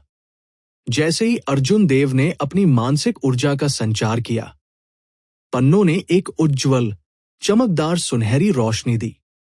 पन्ने अपने आप फ्लिप हो गए। दूर की किंवदंतियों के अनुसार देवता प्रकाश से उतरे। युद्ध के मैदान में राजसी संगीत बज रहा था। ये एक महाकाव्य किंवदंती थी। जैसा कि लोगों ने इसे गाया, ये युगों से पारित हो गया। इसे याद किए बिना असंख्य स्वर्ग दिव्य मुट्ठी की विभिन्न चालों ने अर्जुन देव के दिमाग में खुद को अंकित कर लिया। प्राचीन देवता जाति की दूर की किंवदंतियों ने भी अर्जुन देव के सामने एक शानदार, असीम और राजसी चित्र प्रस्तुत किया। देवताओं की चमक और असंख्य स्वर्ग दिव्य मुट्ठी के कुछ रहस्य एक दूसरे के पूरक थे। जब अर्जुन देव ने अपनी मानसिक ऊर्जा को पूरी तरह से खत्म कर दिया, तो पृष्ठ बीच में ही रुक गया। पृष्ठ के उत्तरार्ध में अभी भी 3 चालें थी, जिन्हें उन्होंने फ्लिप नहीं किया था। अर्जुन देव की आंखों में सुनहरी रोशनी लगातार मंद होती जा रही थी। ये एक फीकी, राजसी रोशनी के साथ टिमटिमा रहा था, जो भीतर बेतहाशा उग्र हो रहा था। इसे बिल्कुल भी समझने की आवश्यकता के बिना अर्जुन देव ने असंख्य स्वर्ग दिव्य मुट्ठी की पहली 4 चालों के रहस्यों को पूरी तरह से समझ लिया। अपनी आंखें बंद करके अर्जुन देव ने इन रहस्यों को आत्मसात करना शुरू कर दिया। थोड़ी देर बाद उसने अपनी आंखें खोली। प्रकाश अब मंद नहीं था, हालांकि उसकी पिचकाली आंखें और भी अधिक बुद्धि से भरी हुई लग रही थी। जैसे ही अर्जुन देव की निगाहें गुप्त पुस्तिका के पन्नों पर पड़ी, उन्हें लगा कि ये अफसोस की बात है। यदि उसके पास अधिक मानसिक ऊर्जा होती तो वो असंख्य स्वर्ग दिव्य मुट्ठी की अंतिम कुछ चालों को समझने में सक्षम होता। उसने धीरे से अपनी उंगलियों से पन्नों को पलट दिया, लेकिन कोई रोशनी नहीं दिखाई दी। पूरी सामग्री को पढ़ने के बाद वो अभी भी भ्रमित था और उसे पता नहीं था कि क्या करना है। देवता जाति की मार्शल तकनीक वास्तव में अविश्वसनीय है। जब तक किसी के पास पर्याप्त मानसिक ऊर्जा है, तब तक कोई भी अपने भीतर के रहस्यों को सीधे समझ सकता है। आध्यात्मिक शक्ति के बिना अगर मैं इसे देखता हूं तो भी मुझे कोई सुराग नहीं होगा। अर्जुन देव ने फिर से सीक्रेट मैनुअल बंद कर दिया। फिर भी संतुष्ट नहीं होने पर उन्होंने कहा, काश मैं आखिरी 3 चालों को एक बार में पढ़ पाता। अगर कोई बाहरी व्यक्ति ये सुनता है तो वे शायद गुस्से से पागल हो जाएंगे। एक साधारण मार्शल आर्टिस्ट की मानसिक शक्ति के साथ वे एक पूरी चाल देखने में सक्षम होने के लिए बहुत खुश होंगे। इस आदमी ने एक बार में 4 चालें देखी थी, फिर भी वह संतुष्ट नहीं था। यहां तक कि भगवान जाति की अद्वितीय प्रतिभा भी इस क्षेत्र में अर्जुन देव से कमतर होगी। इसके अलावा अर्जुन देव बहुत असंतुष्ट थे। वो वास्तव में स्वर्ग और लोगों के क्रोध से नहीं डरता था। असंख्य स्वर्ग दिव्य मुट्ठी में कुल 7 चालें थी। प्रत्येक चाल अविश्वसनीय रूप से मजबूत थी। वे दूर की किंवदंती, देवताओं की चमक, देवताओं का अवरोही, देवताओं की जंजीरें, शाश्वत मिथक, देवताओं की शाम और अंतिम चाल, देवताओं का दफन थे। अर्जुन देव के पास इतनी मानसिक ताकत नहीं थी कि वह आखिरी 3 मूव्स देख सके। वह केवल भविष्य में उनके लिए योजना बना सकता था। एक गहरी सांस लेने के बाद अर्जुन देव ने अपने शरीर को फैलाया और असंख्य स्वर्ग दिव्य मुट्ठी, दूर की किंवदंती की पहली चाल का अभ्यास करने के लिए तैयार हो गए। एक गहरी सांस लेने और अपनी कुछ मानसिक शक्ति को ठीक करने के बाद अर्जुन देव ने दूर की किंवदंती का प्रसार करना शुरू कर दिया। अर्जुन देव के मन में बिना कुछ सोचे समझे दिव्य मुट्ठी के विभिन्न रहस्य प्रकट हो गए। अचानक अर्जुन देव की काली आंखों में एक सुनहरी रोशनी चमक उठी। दुनिया में गूंजती कविता गूंज उठी। ऐसा लग रहा था जैसे अनगिनत विश्वासी पौराणिक देवताओं की स्तुति करते हुए स्तुति में गा रहे हों।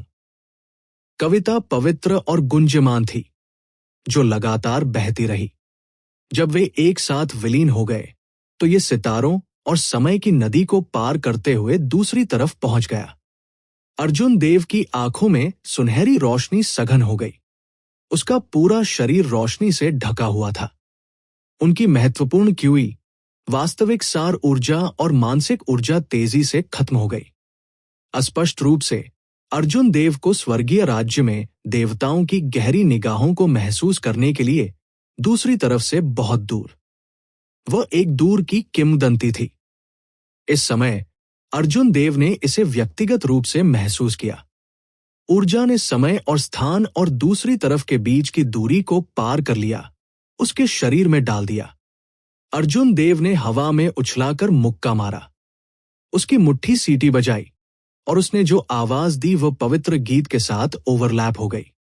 अंतरिक्ष कांप उठा और सुनहरी रोशनी तुरंत फूट पड़ी। हवा भर गई और इसे एक सुनहरे कैनवास में बदल दिया जो लंबे समय तक बना रहा। अर्जुन देव धीरे से मुड़ा और जमीन पर गिर गया। जब उसने हवा में घनी सुनहरी रोशनी देखी तो उसकी आंखों में खुशी दिखाई दी।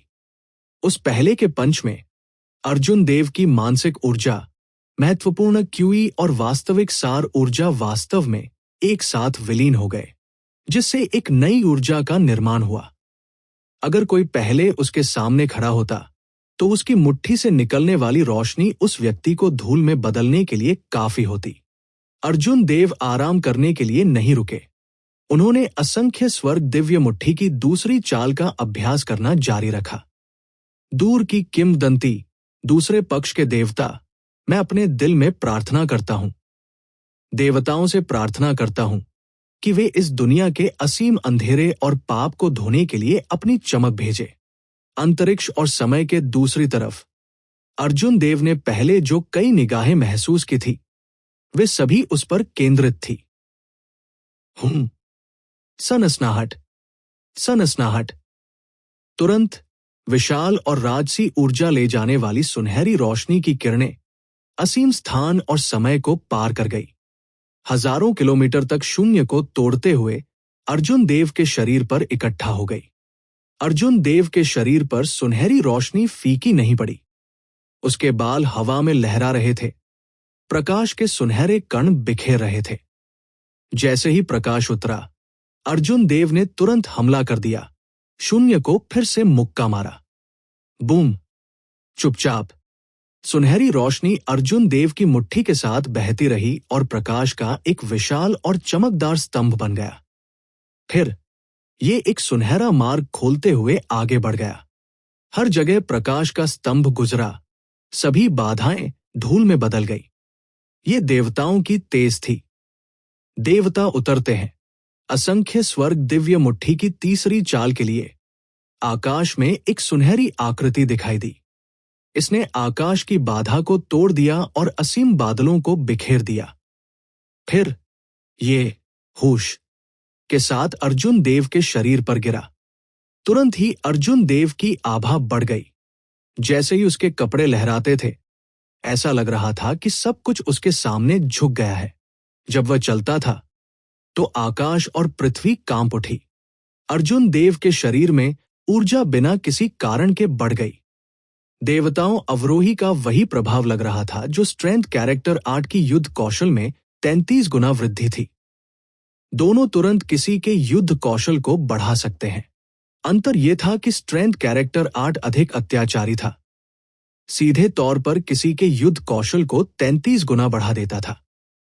यहां तक कि अगर किसी की वेरिटेबल एसेंस एनर्जी इसे सहन नहीं कर सकती है तो वो इसे 2 या 3 गुना नहीं बढ़ाएगी। एक बार निष्पादित होने के बाद ये किसी के युद्ध कौशल को 33 गुना बढ़ा देगा। यदि किसी का भौतिक शरीर पर्याप्त मजबूत नहीं था, भले ही कोई दुश्मन को मार डाले तो वह सभी युद्ध कौशल खोकर थक जाएगा। यही कारण था कि अर्जुन देव स्ट्रेंथ कैरेक्टर 8 को तब तक निष्पादित नहीं करते थे जब तक कि उनके पास कोई अन्य विकल्प न हो। जहां तक देवताओं के उतरने का सवाल है, हालांकि ये 33 गुना युद्ध कौशल के रूप में अत्याचारी और अतिरंजित नहीं था। इसने एक प्राचीन देवता राजा की शक्ति का उपयोग किया, इसलिए किसी के शरीर पर बोझ उतना बड़ा नहीं था। बैंड! अर्जुन देव की आभा लगातार बढ़ती जा रही थी। उसकी अभिव्यक्ति शांत रही क्योंकि उसने जमीन पर क्रूरता से मुक्का मारा। कोई धरती को तोड़ने की आवाज नहीं थी। 100 मीटर चौड़ा गड्ढा चुपचाप जमीन में दिखाई दिया। हवा में धूल नहीं भर रही थी। एक मुक्के के बल ने सीधे सारी धूल को कुचल दिया।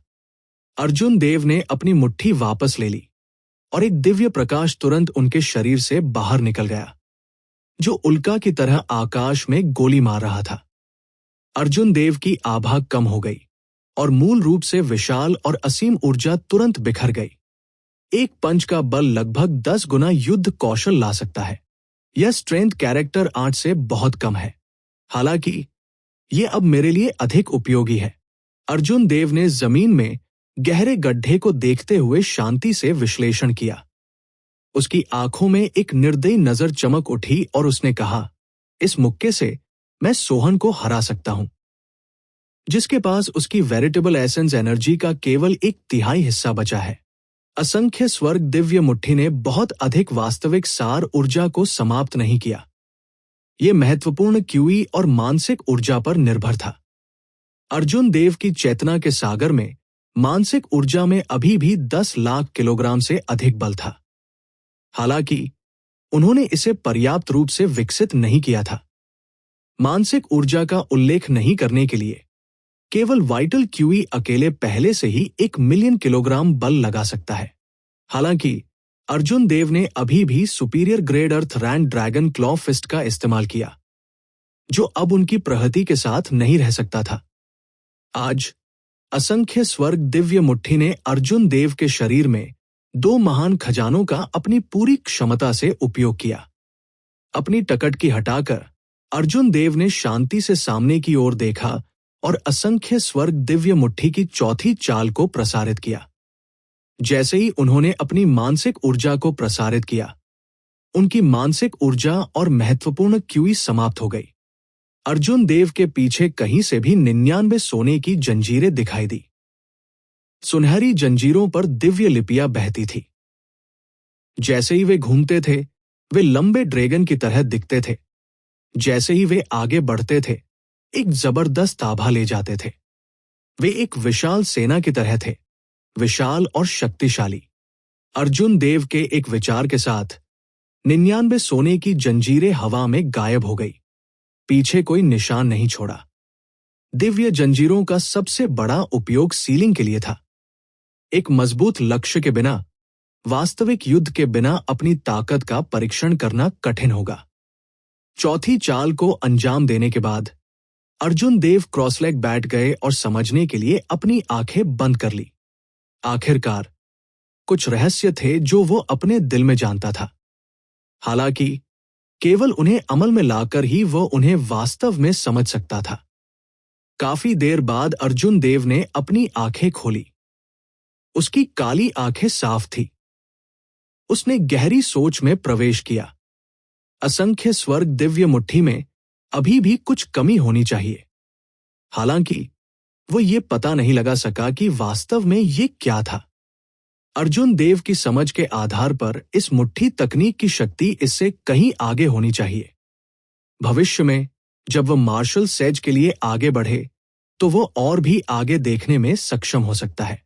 शायद वह तारों वाले आकाश के दूसरी तरफ को छूने में सक्षम हो सकता है। देवता जाति के स्वर्गीय राष्ट्र की दूर की किंवदंती जो कभी फीकी नहीं पड़ी। 5 दिन बाद हेमंत ने अपनी असाधारण पोशाक उतार दी और उसे सादे कपड़ों से बदल दिया, जिससे उसके खून में महान आभा छिप गई। फिर वो अर्जुन देव के सामने पेश हुई। उसने अर्जुन देव को आकार दिया और उसे लगा कि यह अजीब है। 5 दिनों तक उन्हें न देखने के बाद अर्जुन देव को लगता है कि वे पूरी तरह से बदल गए हैं।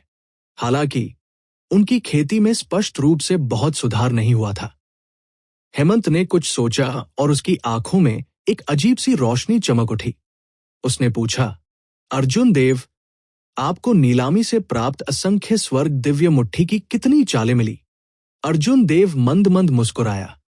स्वाभाविक रूप से वो हेमंत को सच नहीं बताएगा।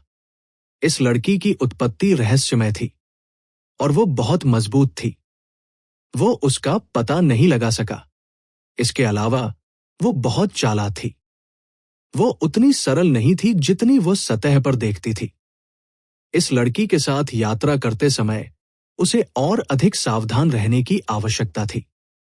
चलो इस बारे में बात नहीं करते हैं।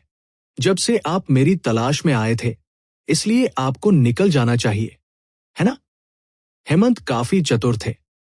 चूंकि अर्जुन देव कहने को तैयार नहीं थे, इसलिए उन्होंने मामले को आगे नहीं बढ़ाया। उसने केवल इसे मानसिक रूप से नोट किया। फिर वो मुस्कुराई और बोली, ये सही है। अपनी गति के साथ हमें 5 दिनों में अनंत स्वर्गीय तलवार स्कूल तक पहुंचने में सक्षम होना चाहिए। अर्जुन देव ने खुद को ठीक किया और लापरवाही से पूछा, क्या आपको डर नहीं है कि अगर आप इस तरह अनंत स्वर्गीय तलवार स्कूल में जाते हैं तो आयुष आपको पहचान लेगा? हेमंत ने मुस्कुराते हुए कहा, स्वाभाविक रूप से मैं डरता नहीं हूं। मैं केवल 1 महीने या उससे अधिक समय के लिए हुनलूर शहर में रहा हूं। चिंता मत करो। वास्तव में यह वैसा ही था जैसा अर्जुन देव ने अनुमान लगाया था। इस महिला को फलते फूलते स्वर मंडप के मुख्यालय का एक उच्च पदस्थ सदस्य होना चाहिए, न कि स्थानीय फलने फूलने वाले स्वर मंडप का महत्वहीन वर्चस्व। आंगन से बाहर निकलने के कुछ ही देर बाद अर्जुन देव को लगा कि कोई उन्हें देख रहा है। हेमंत ने भी थोड़ा भौहें चढ़ाते हुए कहा, आपको वास्तव में बहुत परेशानी है। क्या हमें पहले उनसे निपटना चाहिए? अर्जुन देव के हाव भाव नहीं बदले क्योंकि उन्होंने अनुमान लगाया कि ये कौन था। उसकी आंखों में एक जानलेवा इरादा चमक उठा और उसने कहा, परवाह करने की कोई जरूरत नहीं है। वो मेरे शहर छोड़ने का इंतजार कर रहा है और मैं भी उसका इंतजार कर रहा हूं। शहर छोड़कर 50 किलोमीटर की यात्रा करने के बाद अर्जुन देव की पुतलियां एक दूरस्थ मार्ग पर सिकुड़ गई। जैसा कि अपेक्षित था, उसने सोहन को एक क्रूर अभिव्यक्ति और बढ़ती हुई क्यूई को मारते हुए देखा। सोहन ने गहरे सोने के दस्ताने पहने थे। जैसे ही उन्होंने अर्जुन देव की ओर देखा, उनका चेहरा फड़क गया। वो पापी ढंग से मुस्कुराया और कहा, तुम सच में बोल हो। आपने 10 दिनों से भी कम समय में शहर छोड़ दिया। क्या आप वास्तव में सोचते हैं कि मैं सिर्फ मजाक कर रहा था? यह आदमी इतना साहसी क्यों है? क्या वो नहीं देख सकता कि मैं हेमंत के साथ खड़ा हूं? अर्जुन देव ने सोचा, ये अजीब लगा। हालांकि अर्जुन देव ने पाया कि हेमंत मंद मंद मुस्कुरा रहा था। किसी समय वो पहले ही 1 किलोमीटर दूर चली गई थी। उसकी बाहें उसकी छाती पर क्रॉस की गई थी, जैसे कि इस मामले से उसका कोई सरोकार नहीं था। ये महिला, आज मुझे डरने की कोई बात नहीं है। आइए देखें कि आप और क्या कर सकते हैं। मरो। इससे पहले कि अर्जुन देव सोच पाते, सोहन पहले ही एक समृद्ध आभा के साथ चार्ज हो चुका था। उसकी मुट्ठियां बेतहाशा बह गई और कई भयावह अंडरवर्ल्ड नदियां उमड़ पड़ी। अर्जुन देव की आंखें चमक उठीं। उसने अपने पैर की नोक से जमीन को थपथपाया और हमले को चकमा दे दिया। सोहन इतने दिनों से अपने गुस्से को दबा रहा था और यही वो समय था जब उसकी आभा अपने चरम पर थी। वह पहले उसे अपना गुस्सा निकालने देगा। धमाका, धमाका, धमाका। काली ऊर्जा से ढकी नीदरलैंड की नदियां उग्र ड्रैगन की तरह हवा में नृत्य कर रही थी। प्रतिशोधी आत्माओं की चीखें अंतहीन रूप से गूंज रही थी, जैसे कि नश्वर क्षेत्र में एक भयानक शुद्धिकरण उतर आया हो। सोहन के काले बाल बिखरे हुए थे और उसकी अभिव्यक्ति क्रूर थी। उसने अर्जुन देव को घूर कर देखा, जो हर जगह चकमा दे रहा था, और उसका पीछा किया। उसकी मुट्ठी, जो गहरे सोने के दस्ताने की एक जोड़ी में लिपटी हुई थी, ने एक ऐसी शक्ति को गोली मार दी जिससे हवा कांपने लगी, बिना रुके गड़गड़ाहट कर रही थी। सफेद वस्त्र पहने बव्वा, क्या तुम उस दिन बहुत शक्तिशाली नहीं थे? अब तुम इतने डरपोक क्यों हो? सोहन के दिल में गुस्सा जल गया। उसने अर्जुन देव की ओर देखा, जो लड़ाई से बच रहा था, और अहंकार और खुशी से चिल्लाया। जैसे ही उनके सफेद वस्त्र लहराते थे, अर्जुन देव मंद मंद मुस्कुराए और उन्हें नजरअंदाज कर दिया।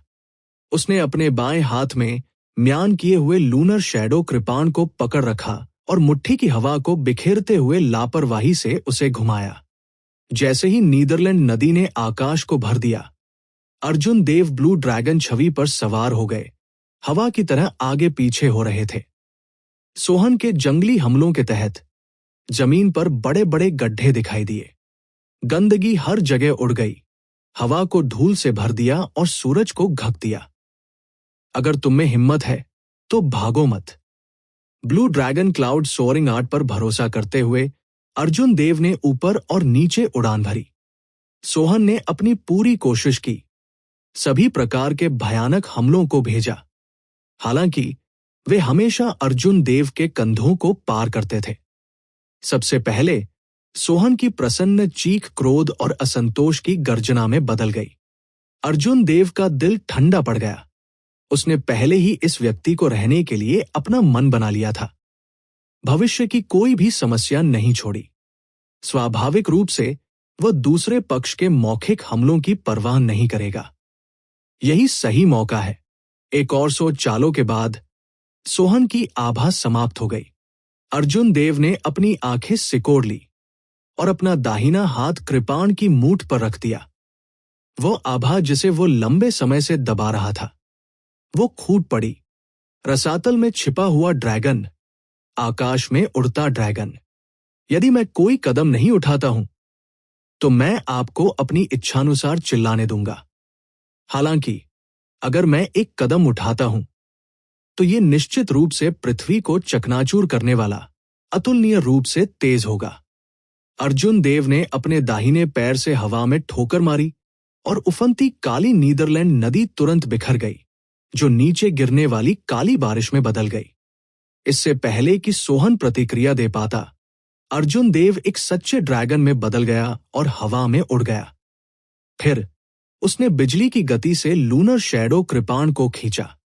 बूम, बूम, बूम, जोर से आवाजें अंतहीन रूप से बजती थी। काली नीदरलैंड नदी हवा में अराजक रूप से नृत्य कर रही थी। अर्जुन देव की उड़ती कृपाण की रोशनी के सामने सूखे खरपतवार की तरह बिखर गई। सोहन के हाव भाव चौंक गए। उन्होंने उम्मीद नहीं की थी कि अर्जुन देव, जो इतने लंबे समय से खुद को दबा रहे थे, अपनी चाल चलने के बाद इतनी चौंकाने वाली शक्ति को उजागर करेंगे। सोचने के लिए ज्यादा समय के बिना सोहन ने अपनी मुट्ठियां घुमाई और बेहद तेज गति से पुर्गेटरी पेंटिंग की 9 परतों को मूर्त रूप दिया। उसी समय वह जल्दी से पीछे हट गया। अर्जुन देव मन ही मन ठंडे स्वर में मुस्कुराए। मेरी आभा फलती खुलती है। एक सच्चे ड्रैगन के उड़ने की गति पूरी तरह से बन जाती है। पुर्गेटरी की 9 परतें जो आपने जल्दबाजी में अमल में लाई थी, इसे कैसे रोक सकती हैं? पलक झपकते ही अर्जुन देव ने नवगठित 9 परतें विकीर्ण कर दी। ड्रैगन आकाश में उड़ गया। उसकी गति कम नहीं हो रही थी। सोहन ने शाप दिया। उनके पास इस कदम को सीधे स्वीकार करने के अलावा कोई विकल्प नहीं था। बैंड, उसकी सुरक्षात्मक सर्वोत्कृष्टता लगभग बिखर गई। सोहन के होठों के एक कोने से खून बहने लगा क्योंकि वो 100 कदम पीछे हट गया। उसने अर्जुन देव की ओर घृणा से देखा और तुरंत पलटवार किया। हालांकि सोहन तेज होने के बावजूद अर्जुन देव और भी तेज थे। चूंकि अर्जुन देव ने पहले ही अपने प्रतिद्वंद्वी की गति को कम कर दिया था, इसलिए वो उसे चीजों को बदलने का मौका कैसे दे सकते थे? भूतिया छवि चौप। कृपाण की रोशनी अलग हो गई और अर्जुन देव ने 72 कृपाण रोशनी भेजी, जिससे बिजली का समुद्र बन गया, जिसने सोहन को फिर से खटखटाया। उसके बाद एक और अप्रत्याशित कृपाण क्यूई थी। सोहन ने पहले भी इसका अनुभव किया था, इसलिए उसने कृपाण क्यूई को बाल बाल चकमा देते हुए पहले से ही चकमा दे दिया। कृपाण क्यूई ने उसे पीछे छोड़ दिया। ब्लू ड्रैगन समुद्र में जाता है। ब्लू ड्रैगन समुद्र में जाता है। ब्लू ड्रैगन समुद्र में जाता है। अपना पहला हमला विफल होने के बाद अर्जुन देव तुरंत मुड़ा और क्विंटेसेंस खपत की परवाह किए बिना ड्रैगन सबड्यूइंग स्लैश की पहली चाल को अंजाम दिया। एक ब्लू ड्रैगन विशाल समुद्र रहस्यमय घटना से बाहर निकला। इसकी भयंकर गर्जना पूरी दुनिया में गूंज उठी। 300 मीटर ड्रैगन के आकार का कृपाण क्यूई एक विशाल ड्रैगन माइट ले गया था क्योंकि उसने सोहन को हैक किया था। सोहन लगातार 6 बार पीछे हटे और बार बार पीछे हटते रहे। वह अब खून का एक कौर भी नहीं रोक सकता था। उल्टी कर रहा था। फिर उसने पागल तरीके से कहा, हाँ, चलो भी, आगे बढ़ना, आगे बढ़ना। यह बूढ़ा आदमी देखना चाहता है कि आप कितने संसाधन बर्बाद कर सकते हैं। अर्जुन देव चुप रहे। उसने अपनी कृपाण को 4 बार और घुमाया। रुकने से पहले कुल 10 ब्लू ड्रैगन गोस टूसी भेजा। सोहन, जिसे हवा में वापस खटखटाया गया था, अब दयनीय स्थिति में था। उसके लंबे बाल अस्तव्यस्त थे और उसका रंग पीला था। उसके होठों के एक कोने से लगातार खून बह रहा था। वास्तव में भले ही 7 दिग्गजों ने लगातार 10 हेवन रैंक मार्शल तकनीकों का उपयोग किया हो, वे सोहन से बेहतर प्रदर्शन नहीं करेंगे। हेमंत, जो पहले ही 3 किलोमीटर दूर पीछे हट चुका था, ने एक चौंकाने वाले चेहरे का खुलासा किया। उसने कहा, क्या ये आदमी पागल है? कोई फर्क नहीं पड़ता कि उसके पास कितना सर्वोत्कृष्टता है, उसे इसका इस तरह उपयोग नहीं करना चाहिए। सोहन, जो दयनीय अवस्था में था, ने अर्जुन देव की ओर देखा, जिसने अपनी कृपाण म्यान की थी। फिर उसने अपना सिर पीछे उठाया और पागलों से हंसा। उसने कहा, तुम्हें इतना घमंडी होने के लिए किसने कहा? मरो। सोहन के पीछे आसमान से 9 अंडरवर्ल्ड नदियां उतरी। उसकी सर्वोत्कृष्टता बढ़ गई क्योंकि उसने एक जबरदस्त भयानक आभा के साथ चार्ज किया। असंख्य स्वर्ग दिव्य मुट्ठी, दूर की किंवदंती। अर्जुन देव ने लापरवाही से लूनर शैडो कृपाण को जमीन पर फेंक दिया। अचानक अर्जुन देव की आंखों में एक सुनहरी रोशनी चमक उठी। अचानक अनगिनत गुंजायमान ऋषिपूर्ण गीत हवा में गूंजने लगे। अर्जुन देव के शरीर से एक विशाल दिव्य आभा निकली, जिसने एक सुनहरी चमक दी। अर्जुन देव, जिन्होंने अपनी अधिकांश सर्वोत्कृष्टता को समाप्त कर दिया था, उन्मादी सोहन पर निडर होकर हमला किया। जैसे ही अर्जुन देव आगे बढ़े, ऋषि गीतों ने उन्हें घेर लिया। तारों से भरे आकाश के दूसरी ओर देवताओं की निगाहों ने उनकी आंखें खोली और उस पर ध्यान केंद्रित किया। बैंग! अर्जुन देव ने मुक्का मारा और उनकी मुट्ठी ऋषि गीतों के साथ विलीन हो गई। एक असीम सुनहरी रोशनी निकाली गई। उस पल में 9 भयावह अंडरवर्ल्ड नदियां, जो आकाश को ढंकती थी, प्रकाश से प्रकाशित हो गई, जिससे भागने के लिए कोई जगह नहीं बची। चीची! काली अंडरवर्ल्ड नदियों को काली क्यूई के किस्मे में शुद्ध किया गया था, जो हवा में बिखर गए थे। इस हमले की खामियाजा सोहन को भुगतना पड़ा। जब प्रकाश उस पर उतरा तो ये एक लौ की तरह था जो उसे जला रही थी, जिससे वो दर्द से चिल्लाने लगा। देवताओं की चमक! अर्जुन देव के हाव भाव नहीं बदले। उसके काले बालों ने एक सुनहरी रोशनी दी, क्योंकि ये हवा में बेतहाशा लहरा रहा था। देवताओं की निगाहें तारों से भरे आकाश और दूसरी तरफ के बीच की दूरी को पार कर गई और उस पर ध्यान केंद्रित कर दिया। अर्जुन देव की मुट्ठी एक तेज रोशनी के साथ फूट पड़ी, जो एक छोटे से सुनहरे सूरज की तरह लग रही थी, चमकदार और चकाचौंध कर रही थी। सोहन ने अभी अभी अपने शरीर पर सुनहरी रोशनी से छुटकारा पाया था। जब उसने इस भेदी सुनहरी रोशनी को देखा तो वो इतना डर गया कि वो पीला पड़ गया। क्या इस साथी ने अपनी सर्वोत्कृष्टता को समाप्त नहीं किया? वो अभी भी इतना शक्तिशाली कैसे हो सकता है? प्रकाश का सुनहरा स्तंभ आगे बढ़ते हुए मुट्ठी की हवा में बदल गया। हर जगह ये गुजरा, धूल बिखर गई, लेकिन रोशनी फीकी नहीं पड़ी। सोहन ने लापरवाही बरतने की हिम्मत नहीं की। उसने उन सभी स्वर्गीय ऋषि कानूनों को उजागर किया जिन्हें उन्होंने समझा था। जल्दी से अपने चारों ओर 9 कुंडलियों के साथ एक पूर्ण अंडरवर्ल्ड नदी को मूर्त रूप दिया।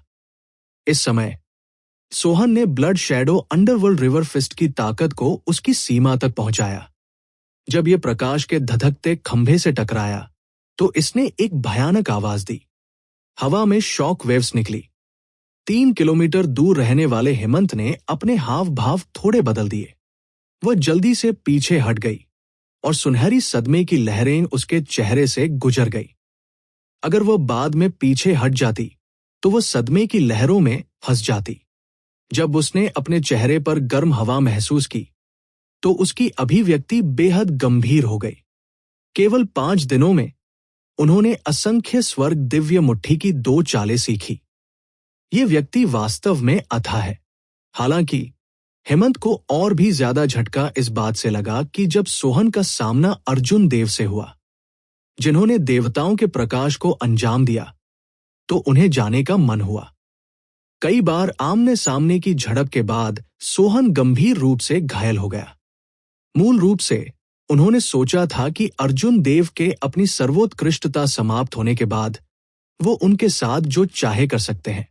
हालांकि उन्हें नहीं पता था कि अर्जुन देव ने ऐसी डरावनी मुट्ठी की तकनीक कहां से सीखी थी।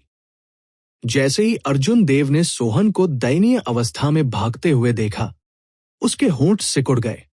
उन्होंने धीमी आवाज में कहा, अब दौड़ने के बारे में सोचने में पहले ही बहुत देर हो चुकी है। देवता उतरते हैं। एक देवता संप्रभु की सुनहरी छवि ने हजारों किलोमीटर तक आकाश की बाधा को तोड़ दिया। यह ऐसा था जैसे कोई दिव्य प्रकाश अर्जुन देव के शरीर में प्रवेश कर रहा हो। तुरंत ही अर्जुन देव की आभा बढ़ गई।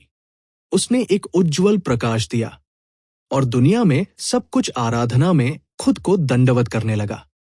यहां तक कि हेमंत की मानसिक स्थिति भी कुछ बदल गई। उसकी आंखों में अर्जुन देव की छवि एक देवता की तरह थी, जो प्रतिरोध के सभी विचारों को रोक रही थी। बैंग! अर्जुन देव ने हवा को धक्का दिया और पूरा अंतरिक्ष हिल गया। जमीन पर मकड़ी के जाले के पैटर्न में दरारें फैल जाती हैं, जिससे अथाह खड्ड बन जाते हैं। चंद्रमा का पीछा करते हुए उल्का की तरह अर्जुन देव ने एक पल में भागते हुए सोहन को पकड़ लिया। उसकी मुट्ठी से निडर ऊर्जा फूट पड़ी। सोहन बिल्कुल भी विरोध नहीं कर सका। एक मुक्के के साथ उसका शरीर खून की बौछार में फट गया, जिससे हवा भर गई। अर्जुन देव के शरीर में दिव्य प्रकाश फीका पड़ गया। उसने अपना हाथ बढ़ाया और सोहन की स्थानिक अंगूठी और मूल्यवान गहरे सोने के दस्ताने की जोड़ी को अपनी यूनिवर्स रिंग में पकड़ लिया। एक आकस्मिक लहर के साथ लूनर शैडो कृपाण जमीन में छुरा घूमता गया और अर्जुन देव के हाथ में लौट आया। फिर वो धीरे से हेमंत के सामने उतरा। पा पा पा हेमंत के चेहरे पर एक हंसमुख मुस्कान उभर आई। उसने अपने जेड जैसे हाथों को ताली बजाई और कहा, युवा मास्टर अर्जुन बहुत कुशल है। कोई आश्चर्य नहीं कि आपने बिरांशु को चुनौती देने की हिम्मत की। इतने लंबे समय तक शो देखने के बाद अर्जुन देव ने सिर्फ इतना ही कहा। वह इस महिला को अपने साथी के रूप में पाकर खुश महसूस नहीं कर सकता था। उन दोनों के जाने के बाद उन्हें पता ही नहीं चला कि आकाश में 3000 मीटर की दूरी पर बादलों में मोती जैसी आंखों की एक जोड़ी ने वो सब कुछ देखा था जो अभी अभी हुआ था। हुंश! बादलों में लिटिल हेवनली मंकी, फीन डोमेन की विशाल वानर जाति की प्रतिभा धीरे से जमीन पर उतरी। जमीन पर मकड़ी के जाले जैसी खड्डों को देखते हुए फैंग के तुच्छ चेहरे ने उसके गंदे बालों के नीचे एक गंभीर अभिव्यक्ति प्रकट की। इस साथी की असंख्य स्वर्ग दिव्य मुट्ठी वास्तव में कई युवा देवता जाति विशेषज्ञों की तुलना में बहुत अधिक मजबूत है। वो लड़की भी है।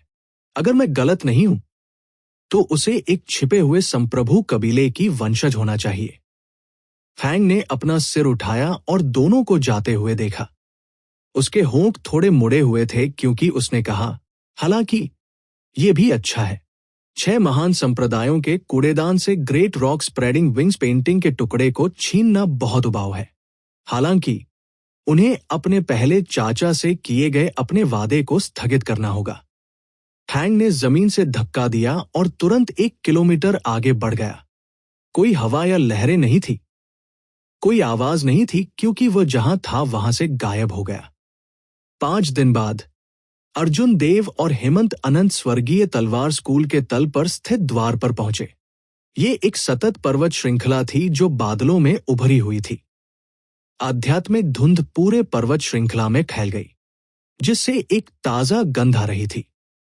जब कोई अपना मुंह खोलता है और सांस लेता है तो वे तरोताजा महसूस करते हैं। जब कोई ऊपर देखता है तो पर्वत चोटियों के बीच एक अस्पष्ट आध्यात्मिक प्रकाश था जो आकाश में विभिन्न रंगों के छल्ले बना रहा था। प्रकाश के छल्ले बादलों में छिपे हुए थे, दिखाई दे रहे थे और गायब हो रहे थे, जिससे रहस्य और बढ़ गया था। अर्जुन देव ने चारों ओर देखा और कहा, मुझे उम्मीद नहीं थी कि इस अनंत स्वर्गीय तलवार स्कूल में मुख्य शिखर में 10 रैंक 4 स्पिरिट वेंस से अधिक होंगी। रैंक 4 स्पिरिट वेंस को पीक स्पिरिट वेंस के रूप में भी जाना जाता था। वे सुपीरियर ग्रेड स्पिरिट स्टोन्स का उत्पादन कर सकते थे। 10 रैंक 4 स्पिरिट वेंस एक वर्ष में बड़ी संख्या में रैंक 4 स्पिरिट स्टोन्स का उत्पादन कर सकती है। हेमंत के होंठ सिकुड़ गए क्योंकि उसने कहा, आपके क्षितिज वास्तव में असाधारण है। इन 10 पीक स्पिरिट नसों में से कोई भी उच्च गुणवत्ता की नहीं है। केवल मुख्य चोटी में उच्च गुणवत्ता वाली पीक स्पिरिट वेन है।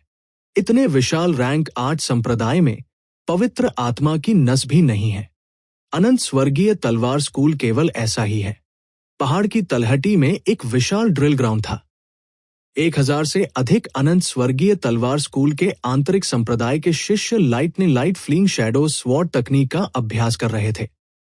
तलवारों पर बिजली की चिंगारी उमड़ पड़ी। जैसे ही तलवार की रोशनी नाचती थी, उन्होंने अपने सिर के ऊपर गड़गड़ाहट की स्थिति से उत्पन्न गड़गड़ाहट के बादलों का मार्गदर्शन किया। 1000 से अधिक शिष्यों ने एक ही तलवार तकनीक को निष्पादित किया और ये एक ही अवधारणा थी। हर एक चाल और चाल आसानी से हवा और गड़गड़ाहट और बिजली की गड़गड़ाहट का कारण बन सकती है।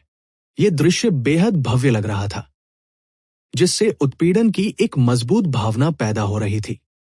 इस समय अगर कोई मार्शल ऋषि बलपूर्वक अंदर घुसना चाहता था तो उसे निश्चित रूप से बुरी तरह पीटा जाएगा। हेमंत ने ड्रिल ग्राउंड पर हजारों आंतरिक संप्रदाय के शिष्यों को शक्तिशाली आभा के साथ देखा। वो सार्थक रूप से मुस्कुराई और बोली, क्या एक महान थंडरलाइट भागती है छाया तलवार। दुर्भाग्य से इस अनंत स्वर्गीय तलवार स्कूल में प्रशंसा के लायक एकमात्र चीज आपकी अपनी नहीं है।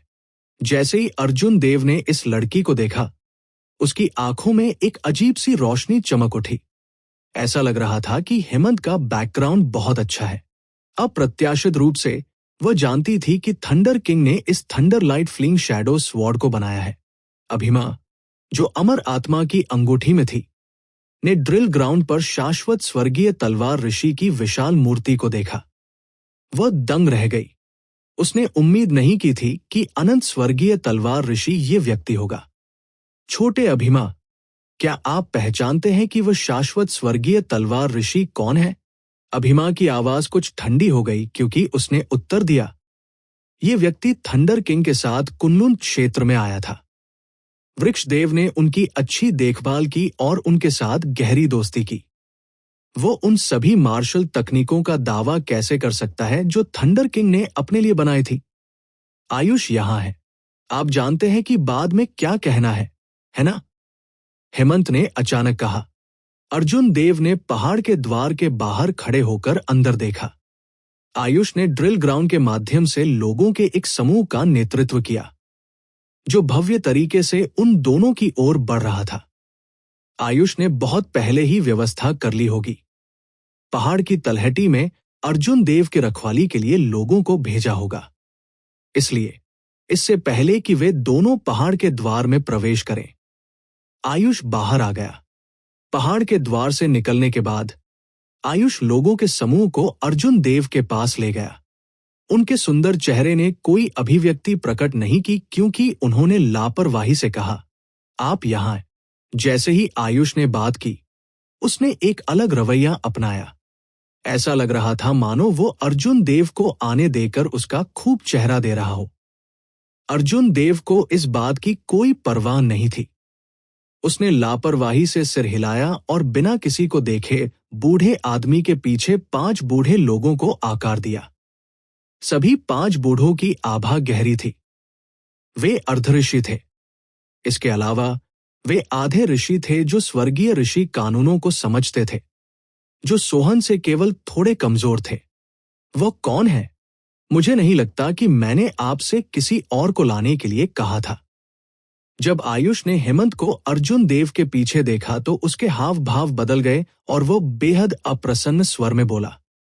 अर्जुन देव और हेमंत ने पहले ही तय कर लिया था कि क्या कहना है। वो मंद मंद मुस्कुराया और कहा, ये एक दोस्त है जो मेरे साथ स्काई डोम दायरे से आया था। उसकी ताकत मेरे बराबर है। उसके मेरे साथ होने से मैं निश्चित रूप से आपकी बेहतर मदद कर पाऊंगा। आयुष ने ठंड से खर्राटे लिए और एक चंचल निगाहों के साथ हेमंत को आकार दिया। उन्होंने ठंडे स्वर में कहा, अर्जुन देव, आप खुद को अधिक आंकते हैं। क्या कोई ऐसा व्यक्ति है जो आपके बराबर है, उसे विशेषज्ञ माना जाता है? आपको क्या लगता है कि मैं क्या करने जा रहा हूं? मैं किसी को भी ला सकता हूं। आपको लाना पहले से ही नियम तोड़ना है, यह सोचने के लिए कि आप किसी और को लाने की स्वतंत्रता लेने की हिम्मत करते हैं। अर्जुन देव को भी मरने का मन कर रहा था। आयुष ने न केवल उन्हें एक फ्री फाइटर होने के लिए बुलाया, बल्कि उन्होंने इस तरह के कष्टप्रद अभिव्यक्ति भी दिखाए। यह आयुष वास्तव में सर्वश्रेष्ठ में से सर्वश्रेष्ठ था। जैसे ही अर्जुन देव नियंत्रण खोने वाला था, हेमंत आगे बढ़ा और अपनी कुछ आभा छोड़ते हुए मंद मंद मुस्कुराया। आयुष के हाव भाव तुरंत बदल गए। उन्होंने कहा, एक आधा ऋषि, मैंने आपको लगभग गलत समझा।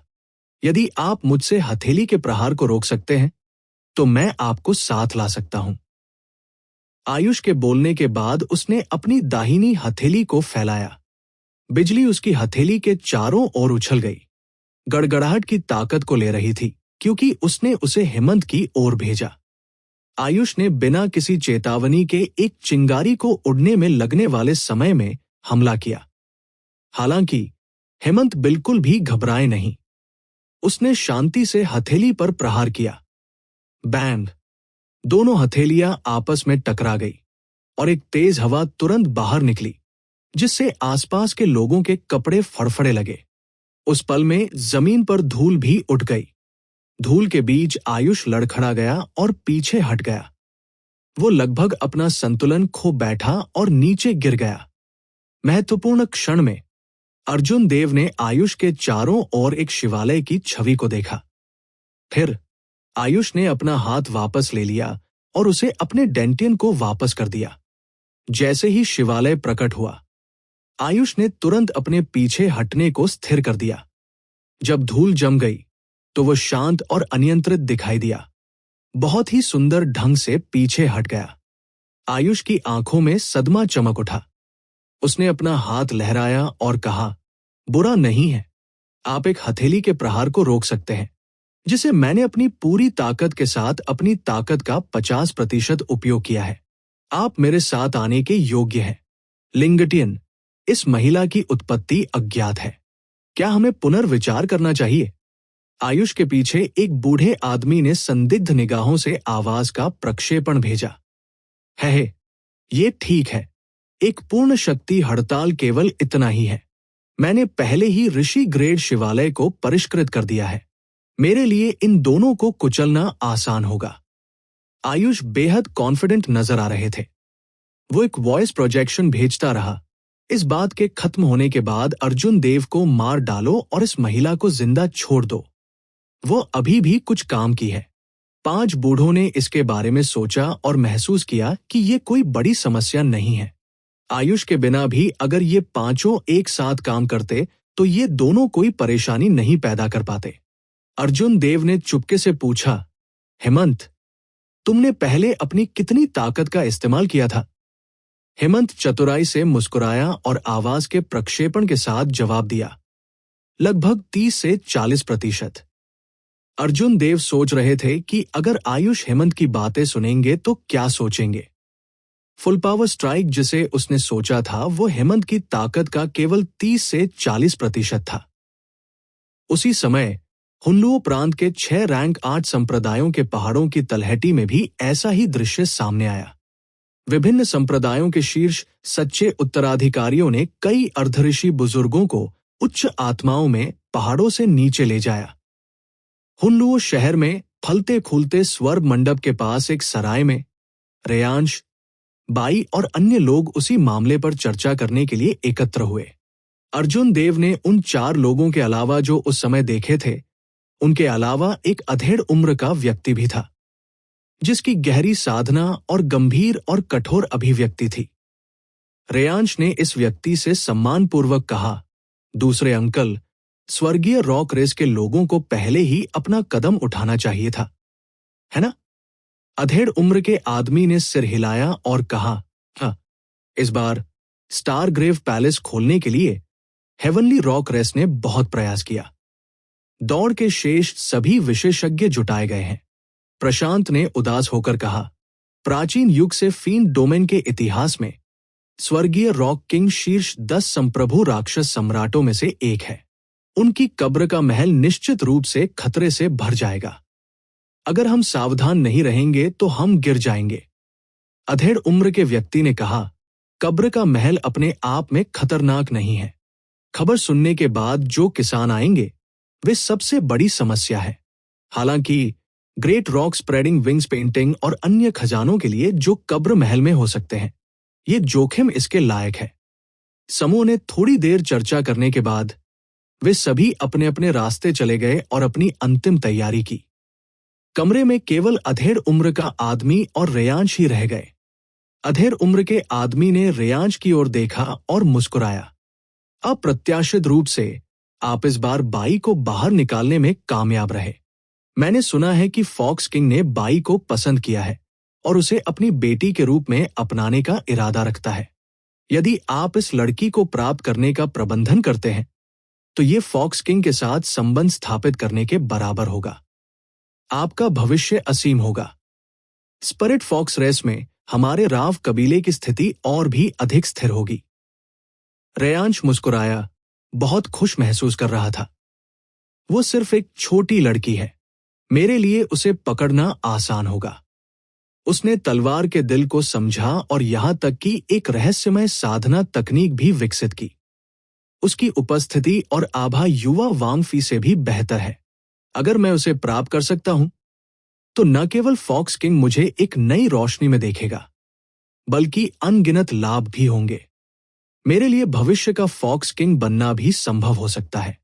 पहाड़ की तलहटी में आखिरकार अर्जुन देव को आयुष से पता चला कि ये यात्रा किस बारे में थी। स्वर्गीय रॉक किंग फीन डोमेन की स्वर्गीय रॉक रेस का एक संप्रभु राक्षस सम्राट था। मरने से पहले उन्होंने खेती की अपनी समझ को एक great rock spreading wings painting में बदल दिया। जब स्वर्गीय रॉक राजा जीवित था तो उसे असीम तारों वाली नदी में एक तारा मिला और उसे एक महल में परिष्कृत किया। उनकी मृत्यु के बाद ये उनका कब्र महल बन गया। Great rock spreading wings painting इस कब्र महल में थी।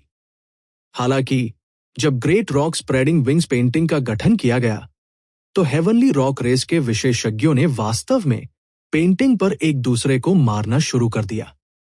हालांकि इसके बारे में सोचने के बाद ये समझ में आता था, यदि कोई एक संप्रभु मार्शल सम्राट की जीवन भर की समझ प्राप्त कर सकता है तो ये किसी की खेती और भविष्य की खेती के लिए स्वर्ग विरोधी मदद होगी।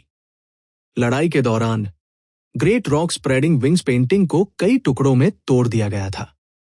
जिस क्षण पेंटिंग स्क्रॉल उखड़ गई, जिस क्षण पेंटिंग बिखर गई, भयानक ऊर्जा जो विस्फोट हो गई, उसने तुरंत पेंटिंग के लिए लड़ रहे हेवनली रॉक रेस के शिखर मार्शल ऋषियों को पाउडर में बदल दिया।